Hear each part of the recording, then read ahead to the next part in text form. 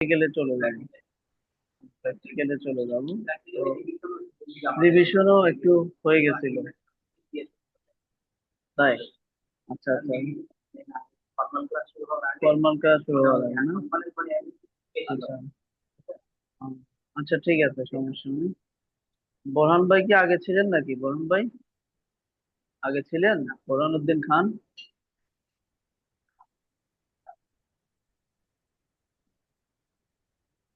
আচ্ছা, আফলাতুন কাউসার ভাই তো ছিলেন। আপনি তো সরাসরিও আসছিলেন। আচ্ছা, ঠিক আছে। তাহলে আমরা আপিল দিয়ে শুরু করি নাকি?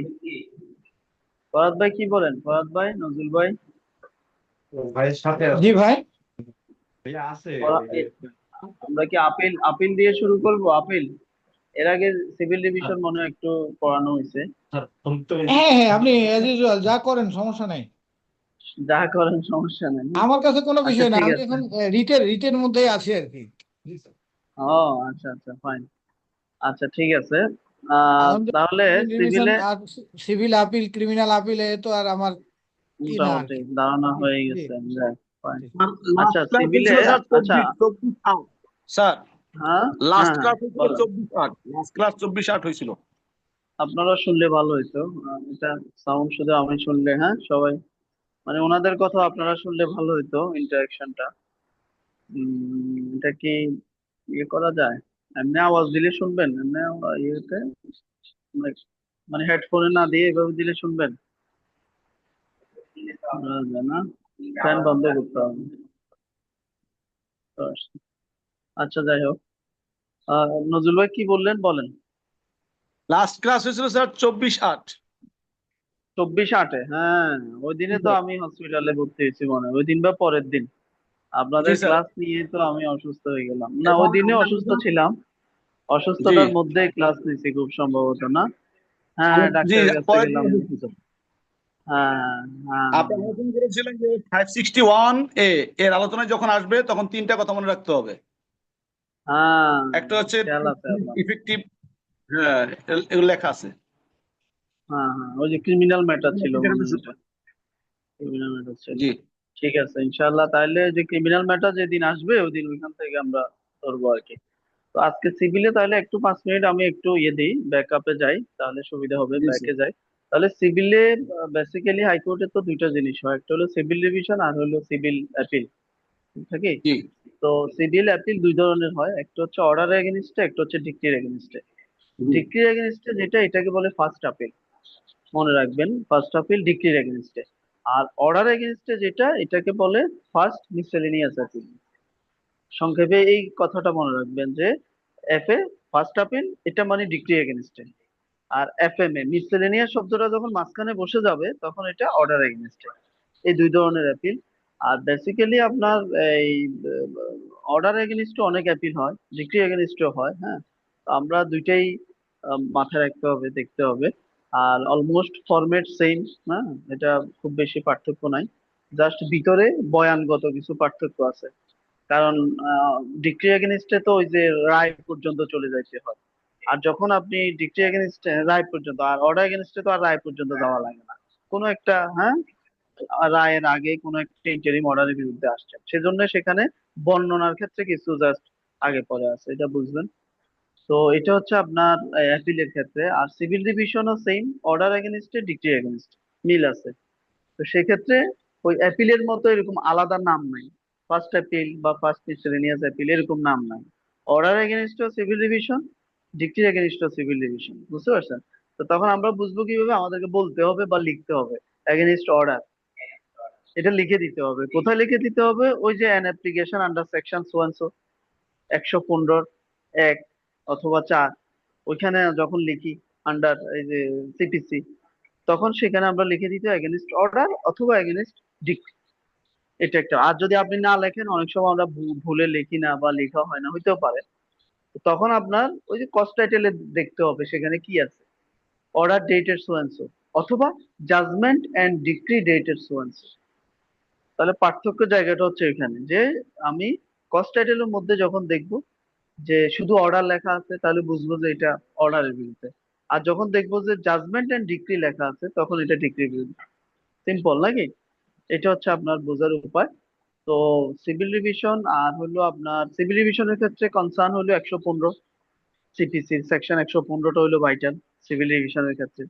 এটা আমাদেরকে পড়তে হবে, বুঝতে হবে, আমরা অনেকবার মনে হয় পড়িয়েছি।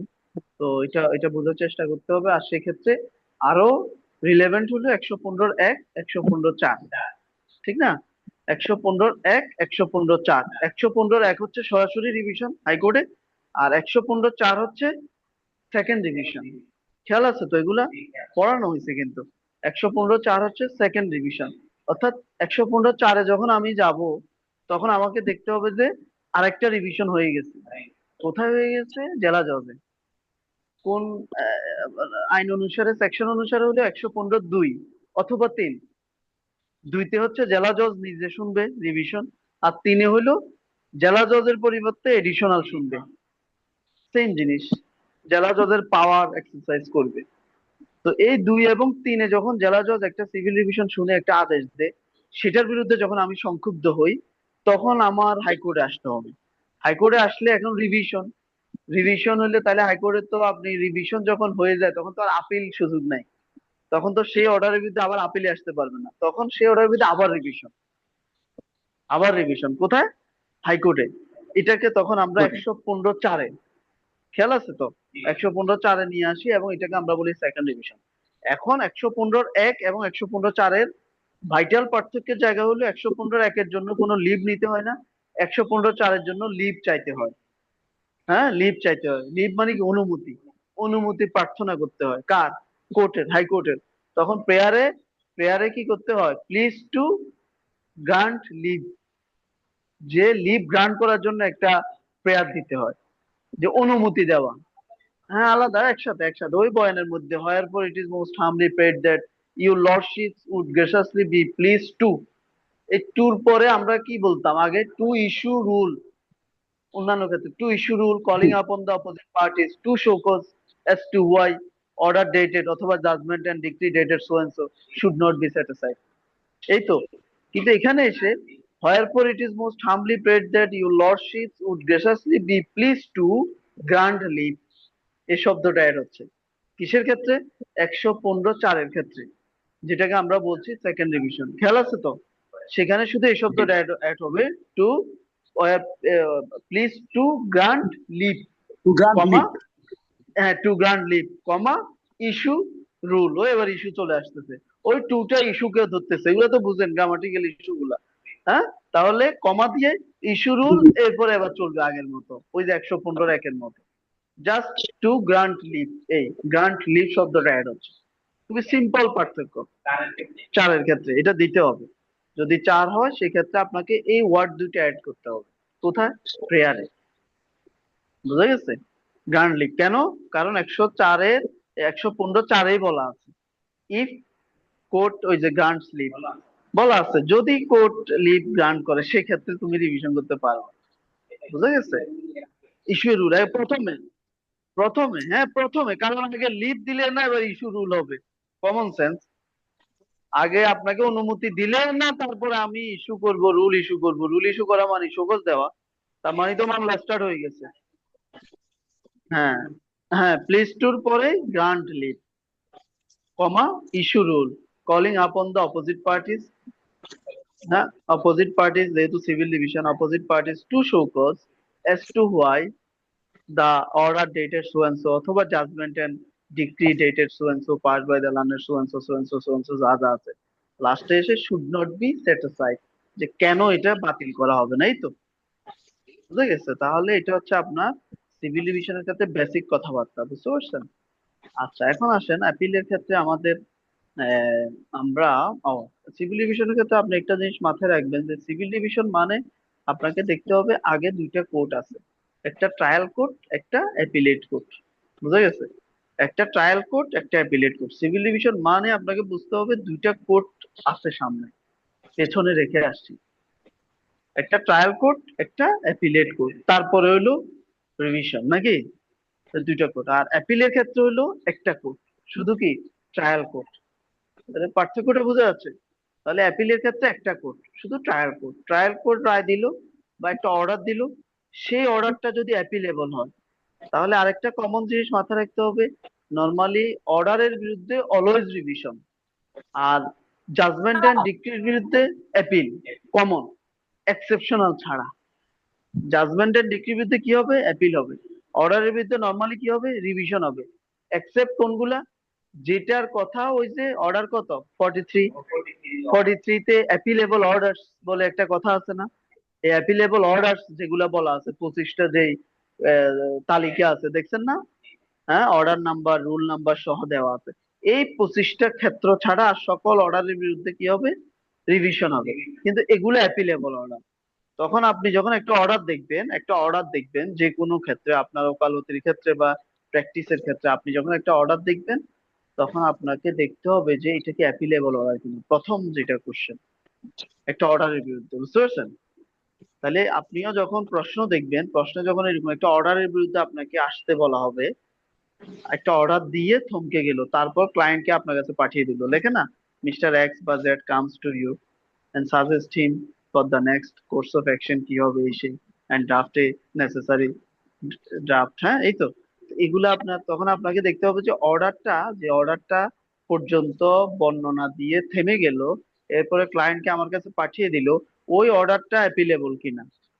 তাহলে আমাদেরকে ওই যে 43 অ্যাপিলেবল অর্ডারটা মাথায় রাখতে হবে কোনগুলা, বুঝতে পারছেন? এগুলো 25টাই মাথায় রাখবেন, এগুলো খুব কঠিন কিছু না।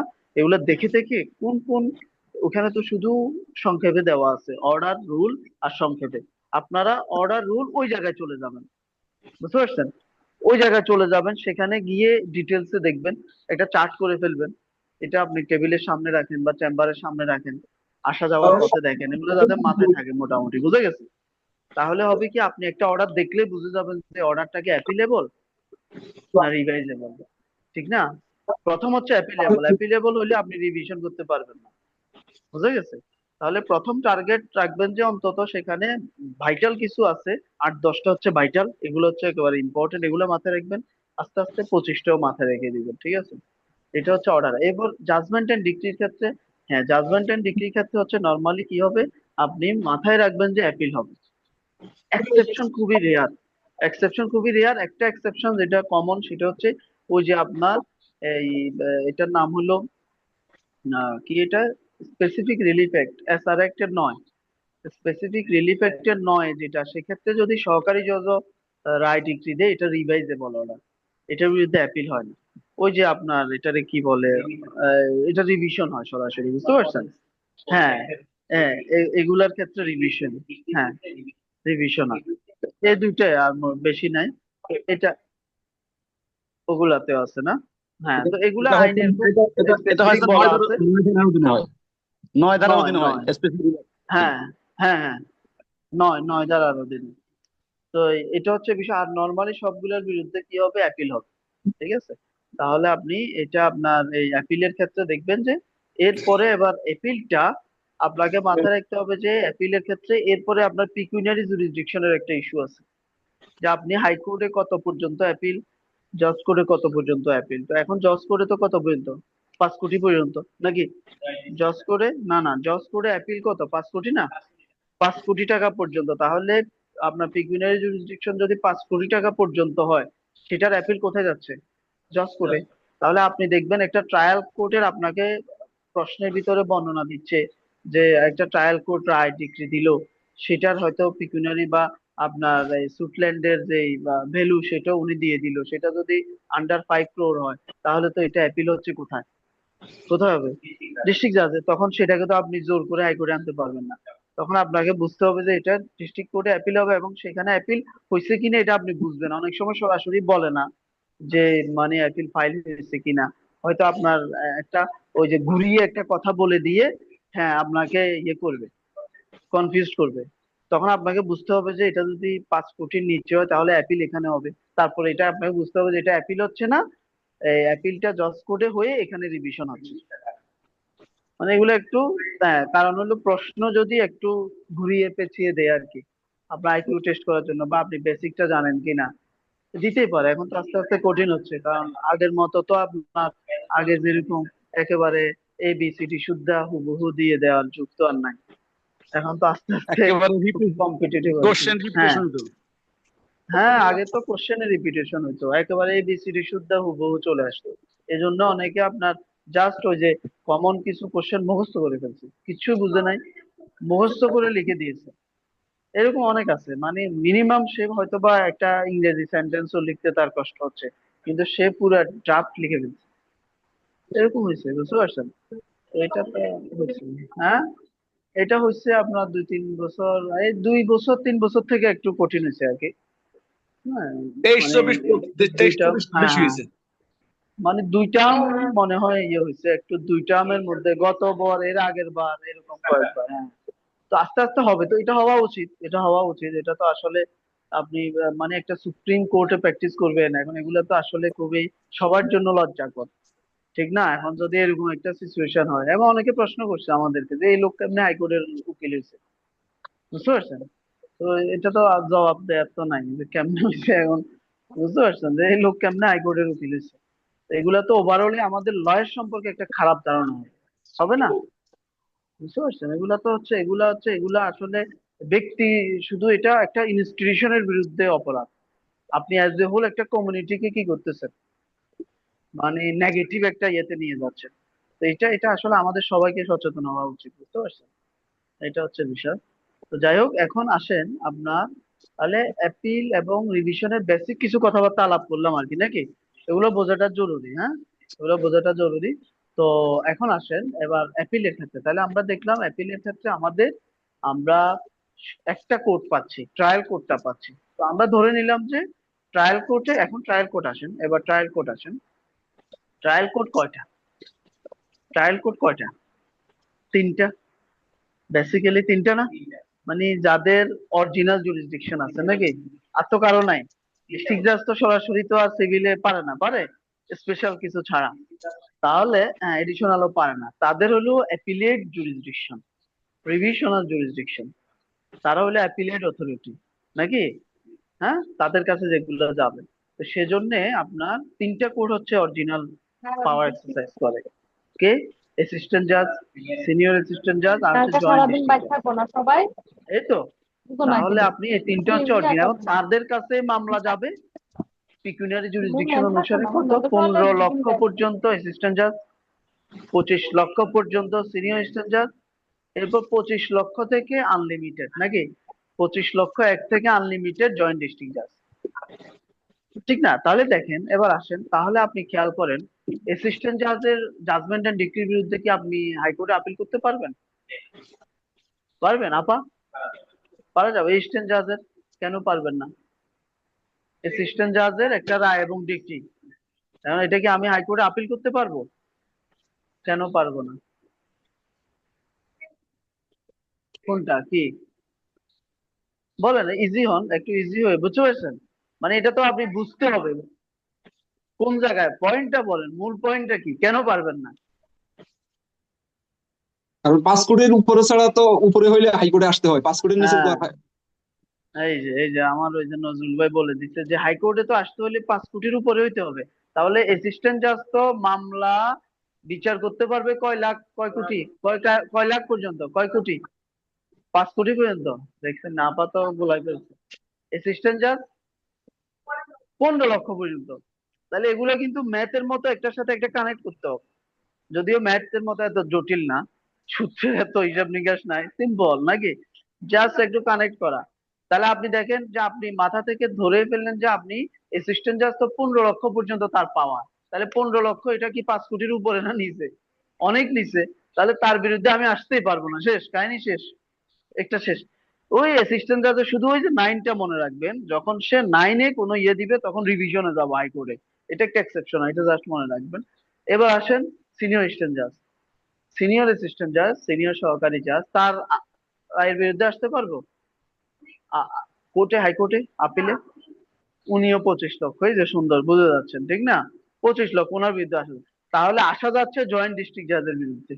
তাহলে জয়েন্ট ডিস্ট্রিক্ট জাজের 25 লক্ষ এক, তাহলে 30 লক্ষ টাকার সুট থাকতে পারে, 50 লক্ষ থাকতে পারে, 1 কোটি থাকতে পারে, 2 কোটি থাকতে পারে, 3 কোটি থাকতে পারে। তাহলে এগুলো কোথায় যাবে? এগুলো কোথায় যাবে? ডিস্ট্রিক্ট জাজে, বুঝা যাচ্ছে? এরপরে আসেন জয়েন্ট ডিস্ট্রিক্ট জাজে 5 কোটির উপরে হইতে পারে, আনলিমিটেড তো। 10 কোটি হইতে পারে, 100 কোটি হইতে পারে, 200 কোটি হইতে পারে, 1000 কোটি টাকা হইতে পারে। আছে না এরকম মামলা? 1000 কোটি টাকার মামলা আছে, আছে। তো সেটা কোথায়?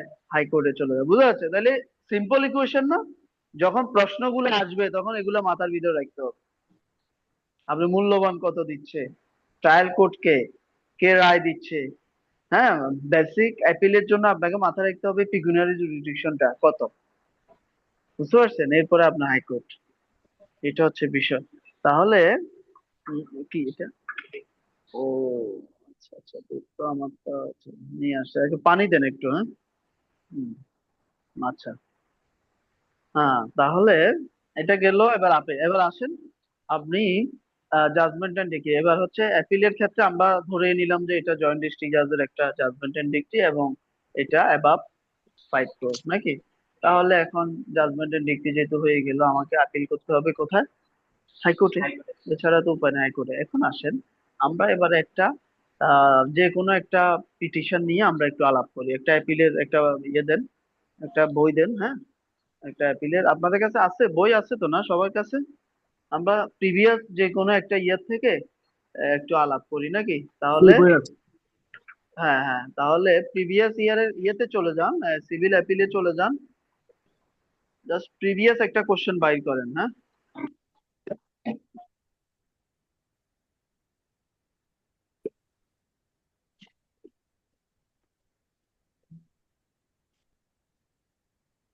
হুম, প্রিভিয়াস হলে হবে কি, ওই যে যেহেতু এক একজনের কাছে এক এক রকম বই, হ্যাঁ, তাহলে আমরা প্রিভিয়াস কোশ্চেন দেখলে সুবিধা হবে। হ্যাঁ ফর্ম আসেন, বলে হবে, ফর্ম বলে প্রিভিয়াস হবে স্যার। কোশ্চেন যেমন আমরা 2024-এর টাতে আসি। হ্যাঁ, 2024-এর হ্যাঁ, 24 কোশ্চেন লেটেস্ট 24 24 আসেন। হ্যাঁ, সবাই তো পাবেন নিশ্চয়ই, সবার কাছে যে যে বই থাকুক সব বই থাকবে। আসেন, একদম। সবাই পেয়েছেন কিনা একটু জানান, হ্যাঁ। পেয়ে গেছেন? সিভিল তাহলে সুবিধা হবে, বুঝতে সুবিধা হবে নাকি? আপা আপা সিভিল আপনার কাছে রিভিশন, বই নাই না? সিভিল রিভিশন, হ্যাঁ হ্যাঁ, সিভিল রিভিশন না, সিভিল অ্যাপিল। এটা সিভিল অ্যাপিল না? 2024, অর্থাৎ 2024-এর আচ্ছা প্রশ্ন। প্রশ্ন খুলেন, যে যার কাছে যে বই আছে ওই বইয়ের প্রশ্নে যান। প্রিভিয়াস কোশ্চেন গুলো আছে সব বইয়ে, হ্যাঁ। হ্যাঁ পেয়ে গেছে। এখন কোনটা? দুইটা আসছিল, এখন কোনটা ধরবেন স্যার? প্লেনটি P5 টাইটেল সুট নাম্বার 1। হ্যাঁ হ্যাঁ, টাইটেল সুট নাম্বার 10 অফ 2020, 2020 যেটা 10 অফ 2020 ওইটা। আচ্ছা ভাইয়া page number, page number. Title suit number, page number, এটা হলো রওশন আলী ভাইয়ের বইয়ের পেজ নাম্বার হলো 85। যাদের কাছে রওশন আলী ভাইয়ের বই আছে তারা 85-এ যান। আপনারটা কি? জি। হ্যাঁ, ও ও হ্যাঁ হ্যাঁ, ও স্ক্যান করে দিয়ে দেন, ইয়েতে দিয়ে দেন, এটাও ভালো। আপনার আছে কাছে থেকে রওশন স্যার, আপনার কাছে ওটা আইন পাঠ না স্যার? এটা আমার কাছে হলো রওশন আলী ভাইয়েরটা, আইন এটার পাঠ 85-এ সব বইতে 85 এ তো প্রিভিয়াস দেন। কোশ্চেন আছে। আইন ঠিক পার্ট আছে না, রওশন 85, আলীর 85 দেন। আচ্ছা, এটা স্ক্যান করে দিয়ে দিচ্ছি ইয়েতে, আপনার স্ক্রিনে দিয়ে 85 দিচ্ছি, আছে হ্যাঁ। 20 মাহবুব 23। ভাইয়ের কি বই নাই? আর বই আছে? বই থাকলে আরেকটা বই দিয়ে দেন, আদার্স। হ্যাঁ, আর এটা স্ক্রিনে দিয়ে দেন। আচ্ছা, আমরা স্ক্রিনে দিয়ে দিচ্ছি, তাহলে দেখতে আমার পাবেন কাছে যাদের কোশ্চেন কাছে আছে বই স্যার। নাই। আর সব সময় বই রাখতে হবে সাথে, যে কোনো একটা বই এবং ওই যে লিগ্যাল একটা খাতা, এটা একটু রাখি আমি, তাহলে সুবিধা হবে। আচ্ছা আসেন, তাহলে আমরা এটা আলাপ করে তাহলে আমাদের বেসিকটা ক্লিয়ার হয়ে যাবে ইনশাল্লাহ। পাইছেন? আপনার এখানে পাইছেন? এটা প্রিভিয়াস। এটা কি এটা কোন বই? এটাতে নাই? এটা নতুন না পুরাতন? তাহলে 24-এরটা দেয় নাই? 24-এরটা দেয় নাই? স্যার রওশন আলীর কি স্যার আপনারটা কি 24 স্যার? আপনারটা কি এখন দুই আপডেট হাজার বই? হ্যাঁ, রওশন আলীর বইটা কি আপনার আপডেট? এটা কোন সালের বই দেখি। ও এটা, হ্যাঁ ঠিক আছে, এটা 24 এটা। আচ্ছা, এটা স্ক্যান করে দিয়ে দেন ইয়েতে, 24 হলে তো হবে না, গ্রুপে 25 দিয়ে দেন, লাগবে ওগুলো স্যার। লাগবে না। আমি 24 হবে যেটা না কেন? পরশু এটা তো আনছি আমার কিনে কোশ্চেন দরকার। 185 পেজে আছে স্যার।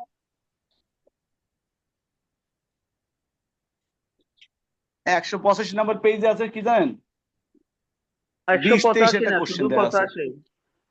শুধু 85, 185 না, আচ্ছা, 85 85। কোশ্চেন পাইলে তো হইলো, এটা তো শুধু 85, সমস্যা হ্যাঁ না। এটাই। হুম, আচ্ছা ঠিক স্যার, আছে, পেয়েছি। আমার কাছে পাইছেন। বহু কোশ্চেন আছে। বাকি বাকিদের অবস্থা কি? আর হক্কানি ভাই কি বই আছে সাথে না? হ্যাঁ আছে, সাথে আছে। ফাইন। এরপরে ফরহাদ ভাই তো মনে হয় বারে আছেন, বই নাই। বাকিদের অবস্থা কি? ফারুক ভাই বগুড়া থেকে জয়েন করছেন, বই আছে ফারুক ভাই? বোরহানউদ্দিন খান, কি অবস্থা আপনার? বইপত্র আছে না চেম্বারে? বোরহানউদ্দিন খান ফেনী থেকে জয়েন করছেন। এরপরে অ্যাডভোকেট রেজাউল করিম ভাই কি অবস্থা, আছেন? বইপত্র আছে না? জি জি বই আছে। ওকে। এরপরে আফলাতুন কাউসার ভাই কি অবস্থা? আফলাতুন কাউসার। জি, আমার কাছে আছে, আইন পাঠ আছে এবছর। ওকে, একটা থাকলেই হবে। প্রশ্ন পেয়েছেন কিনা 24-এর? 24, জি জি, 24-এর সিভিল অ্যাপিলেটটা পাইছি। আচ্ছা আচ্ছা। এরপর রফিক ভাই কি অবস্থা? রফিকুল ইসলাম ভাই। আছে আছে, বই আছে। হ্যাঁ, বাসায় না চেম্বারে? বাসায় বাসায়। ওকে। এরপরে RHL, এটা নাম দিয়ে দেন। এরপরে স্যামসাং SM আপনার নাম দিয়ে দিলে রিনেম করে দেন, হ্যাঁ নাম দিলে সুবিধা, রিনেম করে দেন। এরপরে শামিমা সুলতানা আপা কি অবস্থা, আপনার বইপত্র আছে সাথে?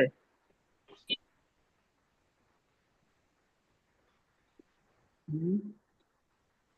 এরপরে মনিরা আপা কি অবস্থা, বই আছে আপনার?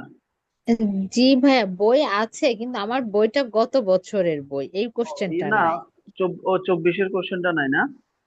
না ভাইয়া, ও ওই আচ্ছা কোশ্চেনটা আচ্ছা, আমি that's পেয়েছি, me. হোয়াটসঅ্যাপে ঠিক দিয়েছেন আছে, আপনারা, আমি পেয়েছি। ওকে ওকে ওকে, ঠিক আছে। আচ্ছা আসেন, আপনি আপা কি বই পাইছেন নাকি আপনি? ওকে ফাইন, ঠিক আছে, ওকে। তাহলে আসেন এবার, দেখি একজন পড়েন তো, একজন পড়েন, কে পড়বেন? একজন পড়েন, কোশ্চেনটা পড়েন জি স্যার, ভাই, আসেন, পড়তেছি স্যার, পড়তেছি। পড়েন পড়েন পড়েন। Plain T P find title suit number আস্তে আস্তে 10 আস্তে আস্তে, of খুব দ্রুত 2020 যাওয়া যাবে না। পাসপোর্ট। হ্যাঁ শোনা যাচ্ছে স্যার? হ্যাঁ, খুব দ্রুত যাওয়া যাবে না, আস্তে ও আস্তে আচ্ছা, জি। পড়েন। হ্যাঁ, প্লেনটি পি। ফার্স্ট কোর্ট হ্যাঁ, অফ দ্য প্লেনটি জয়েন্ট পি। ডিস্ট্রিক্ট জজ হ্যাঁ, জামালপুর অন। অন 04/11/2020, মানে হচ্ছে গিয়া ওকে, আহ 4/11/2020, হ্যাঁ। 4/11/2020 against A, against B A, and B C and C for for specific performance. Of Specific contract, performance. Specific performance of contract. পড়ার সময় খেয়াল Contract. রাখতে হবে যে কতটুকু যাইতে হবে, কোথায় থামতে হবে। কারণ শুধু স্পেসিফিক জি। পারফরমেন্স বললে এটা হয় না, এটা যেহেতু স্পেসিফিক পারফরমেন্স অফ কন্ট্রাক্ট, এটা একসাথে Contract বলতে হবে এই valuing শব্দগুচ্ছ। the suit ভ্যালুইং, টাকা ভ্যালুইং দ্য সুট এর টাকা কত? 40 crore। 40 crore হ্যাঁ, Or তাহলে and আমরা and এখানে starting and 40 crore stating in দাঁড়ান। the plaint inter alia that the এটা আলিয়ানা। হ্যাঁ, ইন্টার এলিয়া, হ্যাঁ, that the alia suit land originally belong to C. আচ্ছা এখানে জি আসেন, এই যে আপনি go on valuing the suit এর টাকা 40 crore, এই জায়গায় এসে পৌঁছবেন। এই যে এটা protocol যখন 40 crore যখন বললো, তখনই আপনি বুঝে গেছেন এটা অ্যাপিলটা কোথায় হবে? হাইকোর্টে, 5 কোটির উপরে। high বুঝে court গেলেন না? হ্যাঁ, জি বুঝে গেলেন। এরপরে এখানে ভাইটাল কিছু বিষয় আছে, যেমন প্লেনটিভ মূল টাইটেল স্যুটটা প্রথম হচ্ছে, যেমন আপনি টাইটেল স্যুটটা কি? স্যুট ফর, এটাকে বলে স্যুট ফর কি? Suit for permanent injunction, suit for declaration of title, suit for এই যে specific performance of contract, suit for cancellation of deed, suit for আছে না এরকম, বুঝতে পারছেন? Rectification of deed, suit for এরকম, হ্যাঁ, পার্টিশন, বুঝা যাচ্ছে? তো এই যে স্যুট ফর কি, এটা একটা ইম্পর্টেন্ট বিষয়, যে মূল স্যুটটা কি ছিল, এক। দ্বিতীয় হইলো মূল স্যুটে প্লেনটিভ কে ছিল। তৃতীয় হইলো মূল স্যুটে ডিফেন্ডেন্ট কে ছিল। এগুলোকে আইডেন্টিফাই করা, বুঝতে পারছেন? এগুলোকে আপনারা পড়ার সময় আইডেন্টিফাই করে ফেলতে হবে, প্রয়োজনে প্রশ্নের সাথে লিখে দিতে হবে। P, প্লেনটিভ P, defendant A, A B C, হ্যাঁ। এরপরে স্যুট ফর এ, এরপরে ভ্যালু এই, বুঝতে পারছে? মানে শর্ট নোট সাথে, কারণ আপনি আবার লেখার সময় এই তথ্যগুলো লাগবে, এগুলোকে একবার বারবার দেখতে হবে। আবার আপনি ডিসিশন নেওয়ার সময় এটা কি রিভিশন হবে না অ্যাপিল হবে, এটার জন্য আপনার এগুলোকে একটু ঘাটাইতে হবে। তখন সেটার জন্য তো আপনি ওই যে এটার মধ্যে আবার খুঁজবেন না। একটা জিনিস পড়তে সময়ের ইস্যু আছে, সময় তো একটা ফ্যাক্টর। তাহলে এই জন্য যখন পড়ার সময় এগুলোকে আলাদা সাইডে নোট নিয়ে নিতে হবে একটু একটু করে। হ্যাঁ, প্রশ্নে তো লিখতে পারবো, কোনো অসুবিধা নাই, জাস্ট নোট নেওয়া। না খাতায় দরকার না, না না খাতা না, খাতায় তো লেখার কোনো সুযোগ নাই। ড্রাফটিং এর ফরম্যাটের বাইরে গিয়ে তো যেতে পারবো, বুঝতে গেছেন? তাহলে আসেন, তাহলে এখানে আমাদের এই আমরা 40 কোড দেখলাম, প্লেনটিভ আমাদের পি এটা আমরা পেয়ে গেলাম, এবং কোথায় মামলাটা করলো এটা একটা ইম্পর্টেন্ট বিষয়, যে জয়েন্ট ডিস্ট্রিক্ট জাজ কোর্ট, ঠিক না, জামালপুর। ওকে, তাহলে মূল্য মান ভ্যালুটা ইম্পর্টেন্ট, প্লেনটিভ কে ইম্পর্টেন্ট, ডিফেন্ডেন্ট কে ইম্পর্টেন্ট, কোথায় মামলা করলে ইম্পর্টেন্ট, কি জন্য মামলা করলে ইম্পর্টেন্ট, বুঝা যাচ্ছে? এগুলো কিন্তু ভাইটাল পয়েন্ট। ওকে, এরপর আসেন, এবার যেটা বলছে সেটা হলো বর্ণনা, কি বর্ণনা করে মামলাটা করলো, কি চেয়ে মামলাটা করলো। স্পেসিফিক পারফরমেন্স অফ কন্ট্রাক্টের মামলা, বাট তার বয়ানটা কি, কার, প্লেনটিফের, ওইটাই বলছে যে আপনার কি বললো, যে স্টেটিং ইন দ্য প্লেন্ট আরজিতে নাকি, inter alia that the suit land originally belong to C, তাহলে সি এর ছিল সুটল্যান্ড অরিজিনালি নাকি, হু, হ্যাঁ who on 1/1/2019, 1/1/2019 entered into a contract for sale of the land, হ্যাঁ, in, হ্যাঁ, sale of the land in suit to P for a consideration of টাকা 40 crore।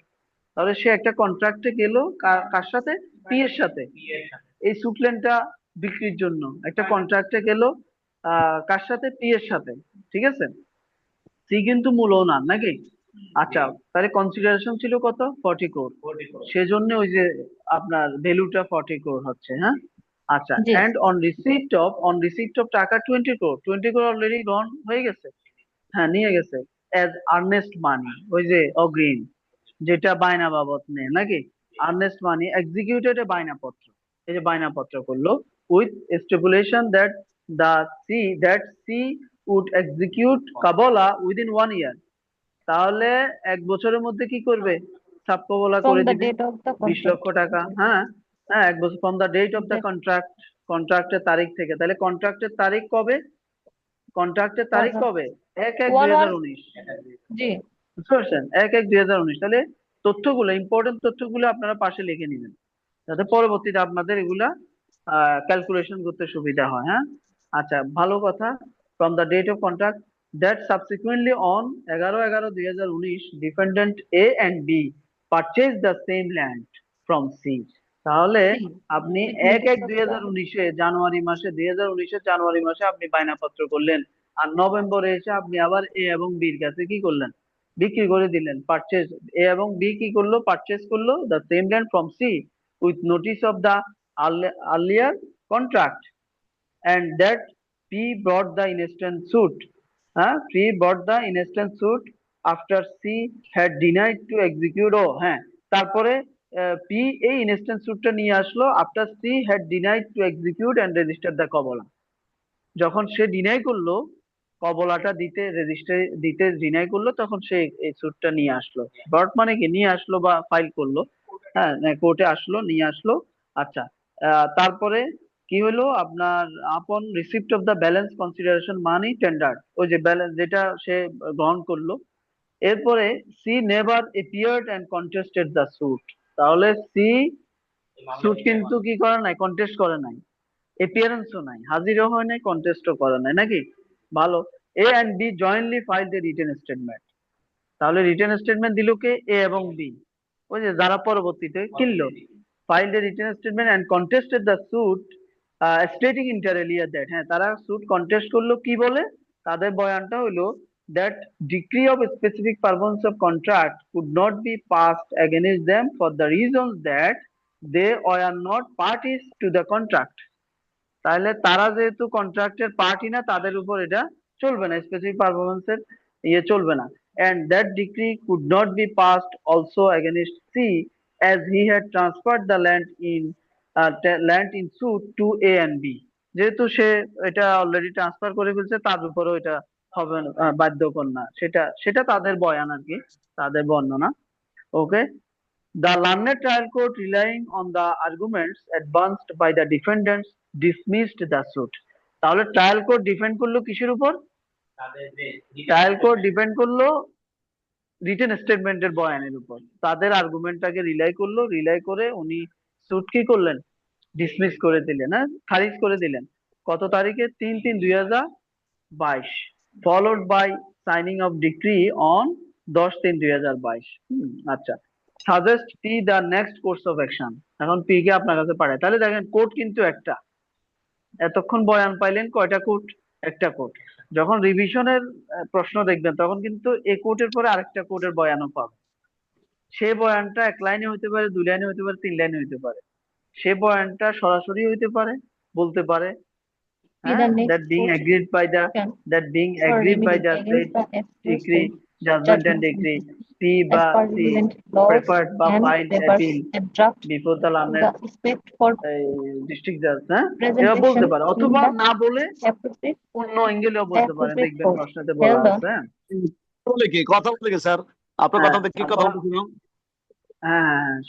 সব অন্যরা একটু মিউট রাখেন, হ্যাঁ, আমরা, হ্যাঁ, যখন বলবেন আমি বললে বলবেন। আচ্ছা, তাহলে দেখেন এখানে আমরা আমরা তো এই কোশ্চেনটা বুঝতে পারলাম না? খুবই ইজি না নাকি? বোঝা কি খুব কঠিন হচ্ছে? এভাবে আপনি যখন প্রশ্নগুলো ভেঙে ভেঙে পড়বেন, একটু একটু করে পড়বেন, বুঝে যাবেন, এবং আপনার মূল বক্তব্যটা বুঝলে আপনি বুঝতে পারবেন যে আসলে এটা কি অ্যাপিল হচ্ছে না রিভিশন হচ্ছে। তাহলে ভাইটাল কয়েকটা জিনিস, কিন্তু রিভিশনের ক্ষেত্রে আপনি কিন্তু এক্সেপশন ছাড়া 2টা কোড পাচ্ছেন। তাহলে যখন দেখবেন যে 2টা কোডের বয়ান আছে, তখন আপনি বুঝবেন যে এটা রিভিশন হয়ে গেছে, রিভিশনে চলে যায়, ইজি না? এরপর যখন দেখবেন যে একটা কোডের বয়ান, হ্যাঁ, এরপর আপনি দেখবেন যে এটা অ্যাপিল হয়ে যাচ্ছে। আর পিকুনিয়ারি জুরিডিকশন দেখবেন, যেমন আমরা এখানে পিকুনিয়ারি জুরিডিকশন দিলাম 40 কোড, একটা কোডের বয়ান পাইলাম, অ্যাপিল হবে হাইকোর্টে। তো এখন আমাদেরকে সাজেস্ট করতে বলছে কাকে? P K. পি হচ্ছে প্লেনটিফ, যেহেতু তার সুট ডিসমিসড হয়ে গেল, হ্যাঁ, যে নেক্সট কোর্স অফ অ্যাকশন কি হবে। তাহলে আমাদেরকে কিন্তু বলছে না যে এটা কি অ্যাপিল হবে না রিভিশন হবে, বলছে না। আমাদের কিন্তু প্রশ্নকর্তা বলে নাই, আমাকে উল্টা বলছে যে কি হবে তুমি বলো। তাহলে আমরা বলে যাব যে, আমরা বুঝে যাচ্ছি ইজিলি এটা কি হচ্ছে? অ্যাপিল হচ্ছে। তাহলে next course of action for remedy against the aforesaid judgment and decree as per relevant laws, হ্যাঁ, relevant laws, and prepare a draft to that effect for presentation in the appropriate court. সুন্দর। কোর্টও কিন্তু বলছে না, appropriate court বলছে, যে high court হতে পারে, জজ কোর্ট হতে পারে। তাহলে আমরা তো বুঝে গেলাম এটা হাইকোর্ট হবে। আর আমরা নেক্সট কোর্স অফ অ্যাকশন কি? Next course of action is কি? Filing the civil appeal before the honourable High Court Division of the Supreme Court of Bangladesh, নাকি? এটা হচ্ছে নেক্সট কোর্স অফ অ্যাকশন, হ্যাঁ। এবং সেই জন্য আমরা একটা ড্রাফট কি করবো, যে প্রিপেয়ার এ ড্রাফট, সেজন্য একটা কি করা, ড্রাফট প্রিপেয়ার করা। তো তাহলে এটা হচ্ছে আপনার প্রশ্নটাকে এভাবে আপনার বুঝতে হবে, এবং এভাবে যখন প্রিভিয়াস কোশ্চেন গুলো আপনারা ধরে ধরে পড়বেন, হ্যাঁ, অর্থটা বুঝবেন, এরপর আপনি নিজেই উত্তর না দেখে আপনি বুঝতে পারবেন যে এটা কি হচ্ছে। আর ফরম্যাট তো অলমোস্ট সেম, দেখছেন না? ফরম্যাট খুব বেশি ইয়ে না, হ্যাঁ, ফরম্যাটটা অলমোস্ট সেম। ফরম্যাট গুলো আপনারা লিখতে লিখতে ইজি হয়ে যাবে, বুঝতে পারছেন? কিছু বেসিক বিষয় আছে, এটা ইনশাল্লাহ আমি আপনাদেরকে নেক্সট ইয়েতে বেসিক কিছু বিষয় ইয়ে করে দিব, যেগুলা হচ্ছে ভাইটাল। যেমন আপনার কস্ট টাইটেলটা মেক করা, প্রেয়ারটা ঠিকঠাক মতে লেখা, এটা হচ্ছে ভাইটাল। আর হচ্ছে আপনার ভিতরের বয়ান অলমোস্ট সেম, এগুলা খুব বেশি না, হ্যাঁ, অ্যাপিল বলেন। আর অ্যাপিলের ক্ষেত্রে তো আমরা যেহেতু মেমোরেন্ডাম অফ অ্যাপিল তৈরি করি, অ্যাপিলটা শুধু গ্রাউন্ডস চলে আসে, দেখছেন না? ফরম্যাটটা তো দেখছেন নিশ্চয়। আসেন এরপরে পৃষ্ঠা যান, ফরম্যাটটা দেখেন, যে আপনার এখানে আমরা কি করি, যে ওই যে আপনার কস্ট টাইটেল, আপনারা বেসিক কয়েকটা জিনিস আছে, যেমন কস্ট টাইটেল বলতে কি বুঝেন, এটাও কিন্তু আমরা আলাপ করছিলাম নাকি? যে কস্ট টাইটেল হচ্ছে প্রথমে আপনি নেম অফ দ্য পার্টি এবং যেটার বিরুদ্ধে আপনি আসছেন সেটা কস্ট টাইটেল, বুঝতে পারছেন? নেম অফ দ্য পার্টিস আছে না? অ্যাপিলেন্ট অথবা পিটিশনার, হ্যাঁ, অ্যাপিলেন্ট হলে রেসপন্ডেন্টস, অ্যাপিলেন্টের ক্ষেত্রে কি রেসপন্ডেন্টস। আর যখন পিটিশনার হয় অপোজিট পার্টি, সিভিল ডিভিশনের ক্ষেত্রে কি পিটিশনার, আর যিনি বিপরীতে থাকে উনি অপোজিট পার্টি, নাকি? আর অ্যাপিলের ক্ষেত্রে অ্যাপিলেন্ট, যিনি বিপরীতে থাকে উনি রেসপন্ডেন্ট। এগুলো আপনার হচ্ছে কস্ট টাইটেলের অংশ। আবার আপনি অ্যাপিলের ক্ষেত্রে কোন অর্ডার বা জাজমেন্ট বা ডিক্রির বিরুদ্ধে আসতেছেন সেটা যে কস্ট টাইটেলে লেখা, সেটা যেখানে লিখি ওটা হচ্ছে কস্ট টাইটেল, বুঝতে পারছেন? যে আপনার in the matter of judgment and decree অথবা অর্ডার ডেটেড। আর অ্যাপিলের ক্ষেত্রে আমরা তো আর ওই বিং এগ্রিড বাই থেকে শুরু করে দিই ফরম্যাটে, সেখানে কিন্তু আমরা ইন দ্য ম্যাটার অফ আর দিই না। পার্থক্যের জায়গাটা বুঝছেন? রিভিশনে কিন্তু আমরা পার্টিজ এর নাম লিখে এরপরে and in the matter of, খেয়াল আছে না? আর অ্যাপিলের ক্ষেত্রে পার্টিজ এর নাম লিখে কিন্তু আমরা and in the matter of দিচ্ছি না। তাহলে পার্থক্য এই এই বিষয়গুলোকে আলাদা করে ফেলতে হবে, পার্থক্যের জায়গাগুলোকে আলাদা করে ফেলতে হবে, না হলে গুলিয়ে ফেলবেন। অনেক সময় আপনি দেখা যাচ্ছে ওইখানে ইন দ্য ম্যাটার অফ দিয়ে ফেলবেন, ওই যে রিভিশন মাথায় থাকতে থাকতে। এই পার্থক্যের জায়গাগুলোকে একেবারে আলাদা করে ফেলতে হবে। হ্যাঁ, দেখা যাচ্ছে আপনি এখানে আবার আপনি এফিডেভিট পাবেন না, ঠিক না? মেমোরেন্ডাম অ্যাপিলে কি পাবেন না? এফিডেভিট পাবেন না, আছে না? দেখেন এখানে এফিডেভিট পাবেন না। এখানে এফিডেভিটের জায়গায় আমরা সার্টিফিকেট দিচ্ছি একটা। আবার রিভিশনে গিয়ে আপনি সার্টিফিকেট পাবেন না, সেখানে আপনি এফিডেভিট দিচ্ছেন। তাহলে এগুলো হচ্ছে মেজর পার্থক্যের জায়গা। আবার এখানে আপনি মেমোরেন্ডাম ও অ্যাপিলের ক্ষেত্রে কিন্তু আপনি সেউত দিচ্ছেন না। সেউত আছে না, সেউত যেটা দেয়, সেউত কিন্তু আমরা এখানে দিচ্ছি না। হ্যাঁ, গ্রাউন্ডসে চলে যাচ্ছে। আবার ওইখানে কিন্তু আমরা সেউত দিচ্ছি, গ্রাউন্ডস দিচ্ছি নাকি, পেয়ারে যাচ্ছি, দুটাই দিচ্ছি। তো এগুলাকে আপনারা ফরম্যাট দেখে আলাদা করে একটা চার্ট করে ফেলবেন, তাহলে কি হবে? একটা গ্লান্স আপনি দেখতে পাবেন। বুঝা গেছে? পারবেন না? এটা নিজেরা করতে পারবেন না? সবকিছু তো আমরা রেডিমেড তৈরি করে দেওয়ার দরকার নাই নাকি? এটা আপনারা করতে পারবেন, যে রেডিমেড দরকার নাই। তো এখন আসেন, এখানে আমরা যেটা পড়লাম যে আপনার আপনি এই, আমাদের যে ফরম্যাটটা, জাস্ট ফরম্যাটটা দেখেন। তো এখানে সংক্ষেপে, হ্যাঁ, ওই যে সাজেস্ট করার জন্য যেহেতু বলছে, সংক্ষেপে একটু বলে দিবেন। যেমন আপনার বলে দিচ্ছে, please advice as well as his next course of action is that he has to file a first appeal under section 96 of the Code of Civil Procedure 1908 before the Honorable High Court Division of the Supreme Court of Bangladesh। যার সংক্ষেপে 2 line আপনি suggest করে দিলেন, তার next course of অ্যাকশনটা কি হবে। হ্যাঁ, এরপরে আমরা ড্রাফটিং এ চলে যাব। তো ড্রাফটিং এর ক্ষেত্রে আপনি একটু সাজেস্ট, যেহেতু বলছে অনেক সময় ওপিনিয়ন চায়, হ্যাঁ, 2-3 লাইনের একটু লিখে দিবেন। হ্যাঁ, সালাম, ভালো আছেন? আচ্ছা, ও আচ্ছা আচ্ছা, হ্যাঁ, আচ্ছা, বুঝতে পারছেন? এটা একটু দিয়ে দিবেন। এরপরে ড্রাফটিং এ চলে যাবেন, সমস্যা নাই। তো ড্রাফটিং এর ক্ষেত্রে দেখেন, ডিস্ট্রিক্ট অফ, যেখানে মামলাটা, যেমন আমাদের মামলাটা কোথাকার? মামলাটা জামালপুরের, জয়েন্ট ডিস্ট্রিক্ট জাজ জামালপুর, তাহলে ডিস্ট্রিক্ট হবে জামালপুর।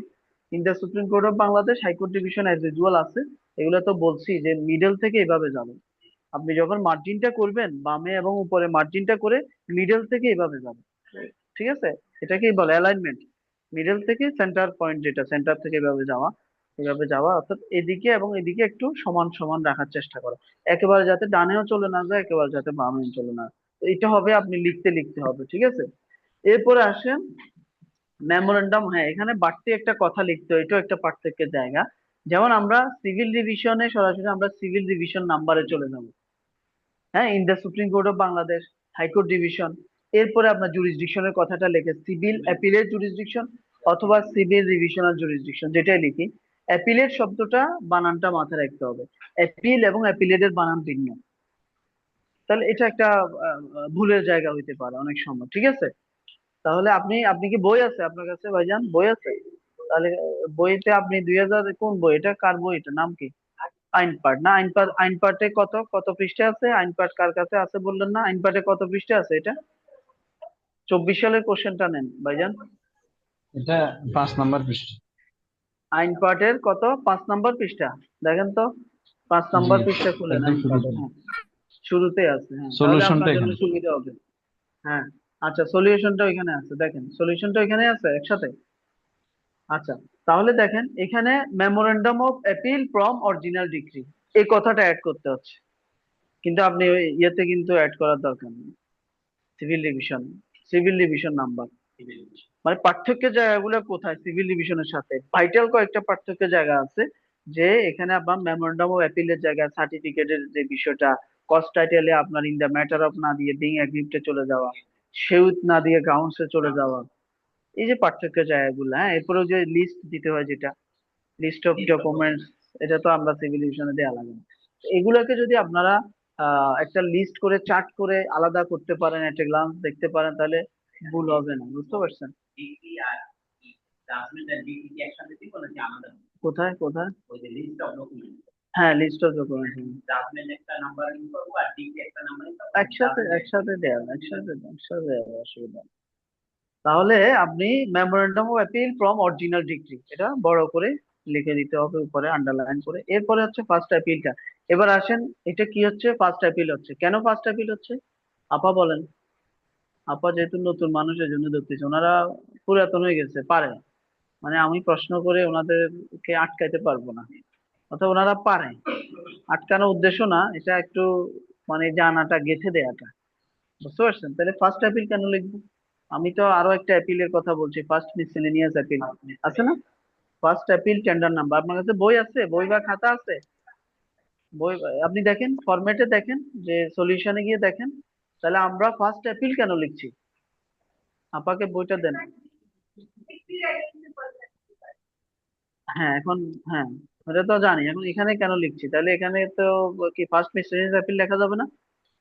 না। লিখতে পারবো না? আমাদের সামনে আপা আছে, আপাকে বলছি লিখি, আমি চাইলে লিখতে পারবো। এই যে ড্রাফটে ওনাকে ড্রাফটটা দেন না, ড্রাফটটা দেন, ড্রাফটটা কই? এই বইটা দেন না, এরকম বইটা দেন। হ্যাঁ দেন, একটা বই দেন না ওনাকে। হ্যাঁ সলিউশনটা দেখেন কি লেখা আছে। হ্যাঁ ফার্স্ট অ্যাপিল টেন্ডার নাম্বার বা ফার্স্ট অ্যাপিল নাম্বার। টেন্ডারের আলাপও করছিলাম, এগুলো তো আপনারা মিস করছেন, অনেক আলাপ করছি না? কেন টেন্ডার? এখন তো আপনি কোশ্চেন করবেন, স্যার এখন টেন্ডার কেন আসলো, এখন ফার্স্ট অ্যাপিল কেন আসলো, নাকি? এই কোশ্চেন করবে না? যারা জানবে না তারা তো করবে। অনেকে মনে হয় জানেন নাকি? আমার গত ক্লাসে যারা ছিলেন বা আগের ক্লাসে, ওনাদের কাছে পানির মতো এগুলা সোজা না? খুব ইজি না? কিন্তু বলার আগে তো কঠিন ছিল মনে হয়, নাকি? আগে তো জানতেন অনেকেই, তো এখন স্বাভাবিক। এবং এটা তো একটা দান্দিক ব্যাপার যে এত নাম্বার কেন, উপরে নিচে এত নাম্বার কেন, নাকি? তো আপা এটা তো খুবই ইজি, আপনি কেন এটাতে এত কনফিউজ? এটা আমরা আপনি উপরে কি লিখলেন? Memorandum of appeal from original decree. এই অ্যাপিলটা কিসের বিরুদ্ধে? ডিক্রির বিরুদ্ধে। তাহলে ডিক্রির বিরুদ্ধে যদি অ্যাপিল হয় তাহলে নাম্বার কি হয়? First appeal number. যেহেতু আমার এটা ডিক্রির বিরুদ্ধে আমি অ্যাপিল, আমার প্রশ্নে কি ছিল? ডিক্রি ছিল। তাহলে ডিক্রি ডিসমিস করা মানে কি? ডিক্রি, মামলা খারিজ। তাহলে আমি তো ফার্স্ট অ্যাপিল হবে, ফার্স্ট মিসেলেনিয়াস অ্যাপিল সুযোগ নেই। তাহলে উত্তর হবে কি? যেহেতু আমার এটা ডিক্রি, যেহেতু আমার প্রশ্নে ছিল ডিক্রি, সেজন্য আমার, তাহলে কনফিউজ হওয়ার দরকার নাই, সোজা মানে স্ট্রেট কাট উত্তর দিতে হবে। স্ট্রেট কাট সহজ উত্তর দিতে পারবেন কখন? যখন আপনি সঠিকভাবে অনুধাবন করতে পারবেন। যতক্ষণ না বুঝবেন ততক্ষণ ঘুরবেন, বুঝতে পারছেন? যতক্ষণ বোঝা যাবে না ততক্ষণ ঘুরবেন। এই যে এখন ঘুরতেছেন, এটা খুঁজলেন, ওটা খুঁজলেন, এটা খুঁজলেন, বুঝছেন কেন? কারণ বোঝাটা ক্লিয়ার হয়নি। এখন ক্লিয়ার হয়েছে। আর বোঝাটা ক্লিয়ার হবে কখন? যখন আপনি কথা শোনার সাথে প্র্যাকটিক্যালি সেটাকে কানেক্ট করতে পারবেন। আপনি শুনলেন লেকচার বয়ান অনেক শুনলেন, বাট প্র্যাকটিক্যালি, যে যেমন এই কথা কিন্তু আপনি শুনছেন, আমি বলছি, বাট প্র্যাকটিক্যালি এসে আপনি আবার আটকে গেছেন কেন? এই এখন যেহেতু ধরিয়ে দিলাম, আর আপনি কিন্তু ভুল করবেন না। বুঝা গেছে? এইটা হচ্ছে, স্ট্যান্ডার্ডটা ভুলে গেছেন। ছিলেন না মাহবুব ভাই? এই আপনি ছিলেন, নজরুল ভাই না? না, ও মুস্তাফিজ ভাই। হ্যাঁ মুস্তাফিজ ভাই ছিলেন আগে টেন্ডারের যে বয়ান, কেন ফার্স্ট আপিল টেন্ডার নাম্বার হয়, কেন ফার্স্ট আপিল হয়, ছিলেন তো আপনি? আমার তো খেয়াল আছে আপনি ছিলেন। হ্যাঁ মশিউর ভাই, মশিউর, হ্যাঁ আপনি জানেন? আপনি বলেন তো, মশিউর ভাই বলুন। যেহেতু মশিউর ভাই ছিল, আপনারা জানেন এটা। এই একজন আমাদের ভাই জানতে চাইলো যে ফার্স্ট আপিল টেন্ডার নাম্বার কেন, ফার্স্ট আপিল নাম্বার কেন, আপনারা বলতে পারবেন?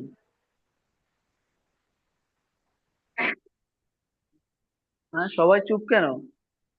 এমন ভাবে চুপ, মনে হচ্ছে এটা আজকে প্রথম শুনছেন। ঘটনা কি? কেন ফার্স্ট আপিল টেন্ডার নাম্বার এখানে উপরে ফার্স্ট আপিল টেন্ডার নাম্বার কেন লিখলো? আবার ফার্স্ট আপিল নাম্বার কেন স্যার, লিখলো? ভাইয়া এখানে বলেন।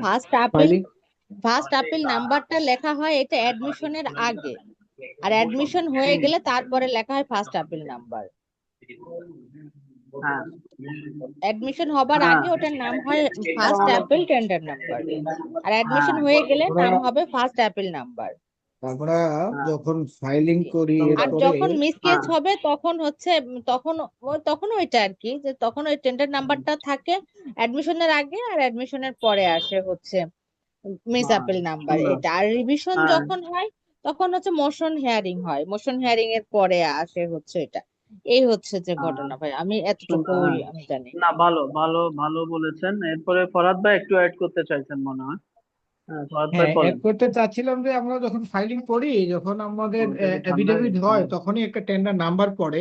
অ্যাপিল এমন একটা হুম বিষয়, এটার গ্রহণযোগ্যতা আগে শুনানি করতে হয়। হুম অ্যাডমিশন হিয়ারিং যেটাকে বলে, অ্যাডমিশন হিয়ারিং এর হুম আগ পর্যন্ত আমাদের টেন্ডার নাম্বার অনুযায়ী এই মামলাটি আমাদের কজ লিস্টে আসবে, সেই অনুযায়ী আমাদের এটাকে শুনানির জন্য প্রস্তুত হবে। দেন আমাদের এটা যখনই হুম অ্যাডমিট হয়ে যাবে, এরপরে ঠিক সেকশনে আছে। গিয়ে আমাদের আপিল নাম্বার করবে, হ্যাঁ যে কারণে পূর্বে সুন্দর। দিতে হয় টেন্ডার নাম্বার, এবং অ্যাপিলটা হুম, যখন শুনানি হওয়ার পরে সেকশনে যাবে, তখন আমাদের এটা হ্যাঁ হ্যাঁ করবে আপিল নাম্বার। না, সুন্দর ফরহাদ ভাইরও আহ, এটা সুন্দর হয়েছে, বুঝতে পারছেন ভালোভাবে।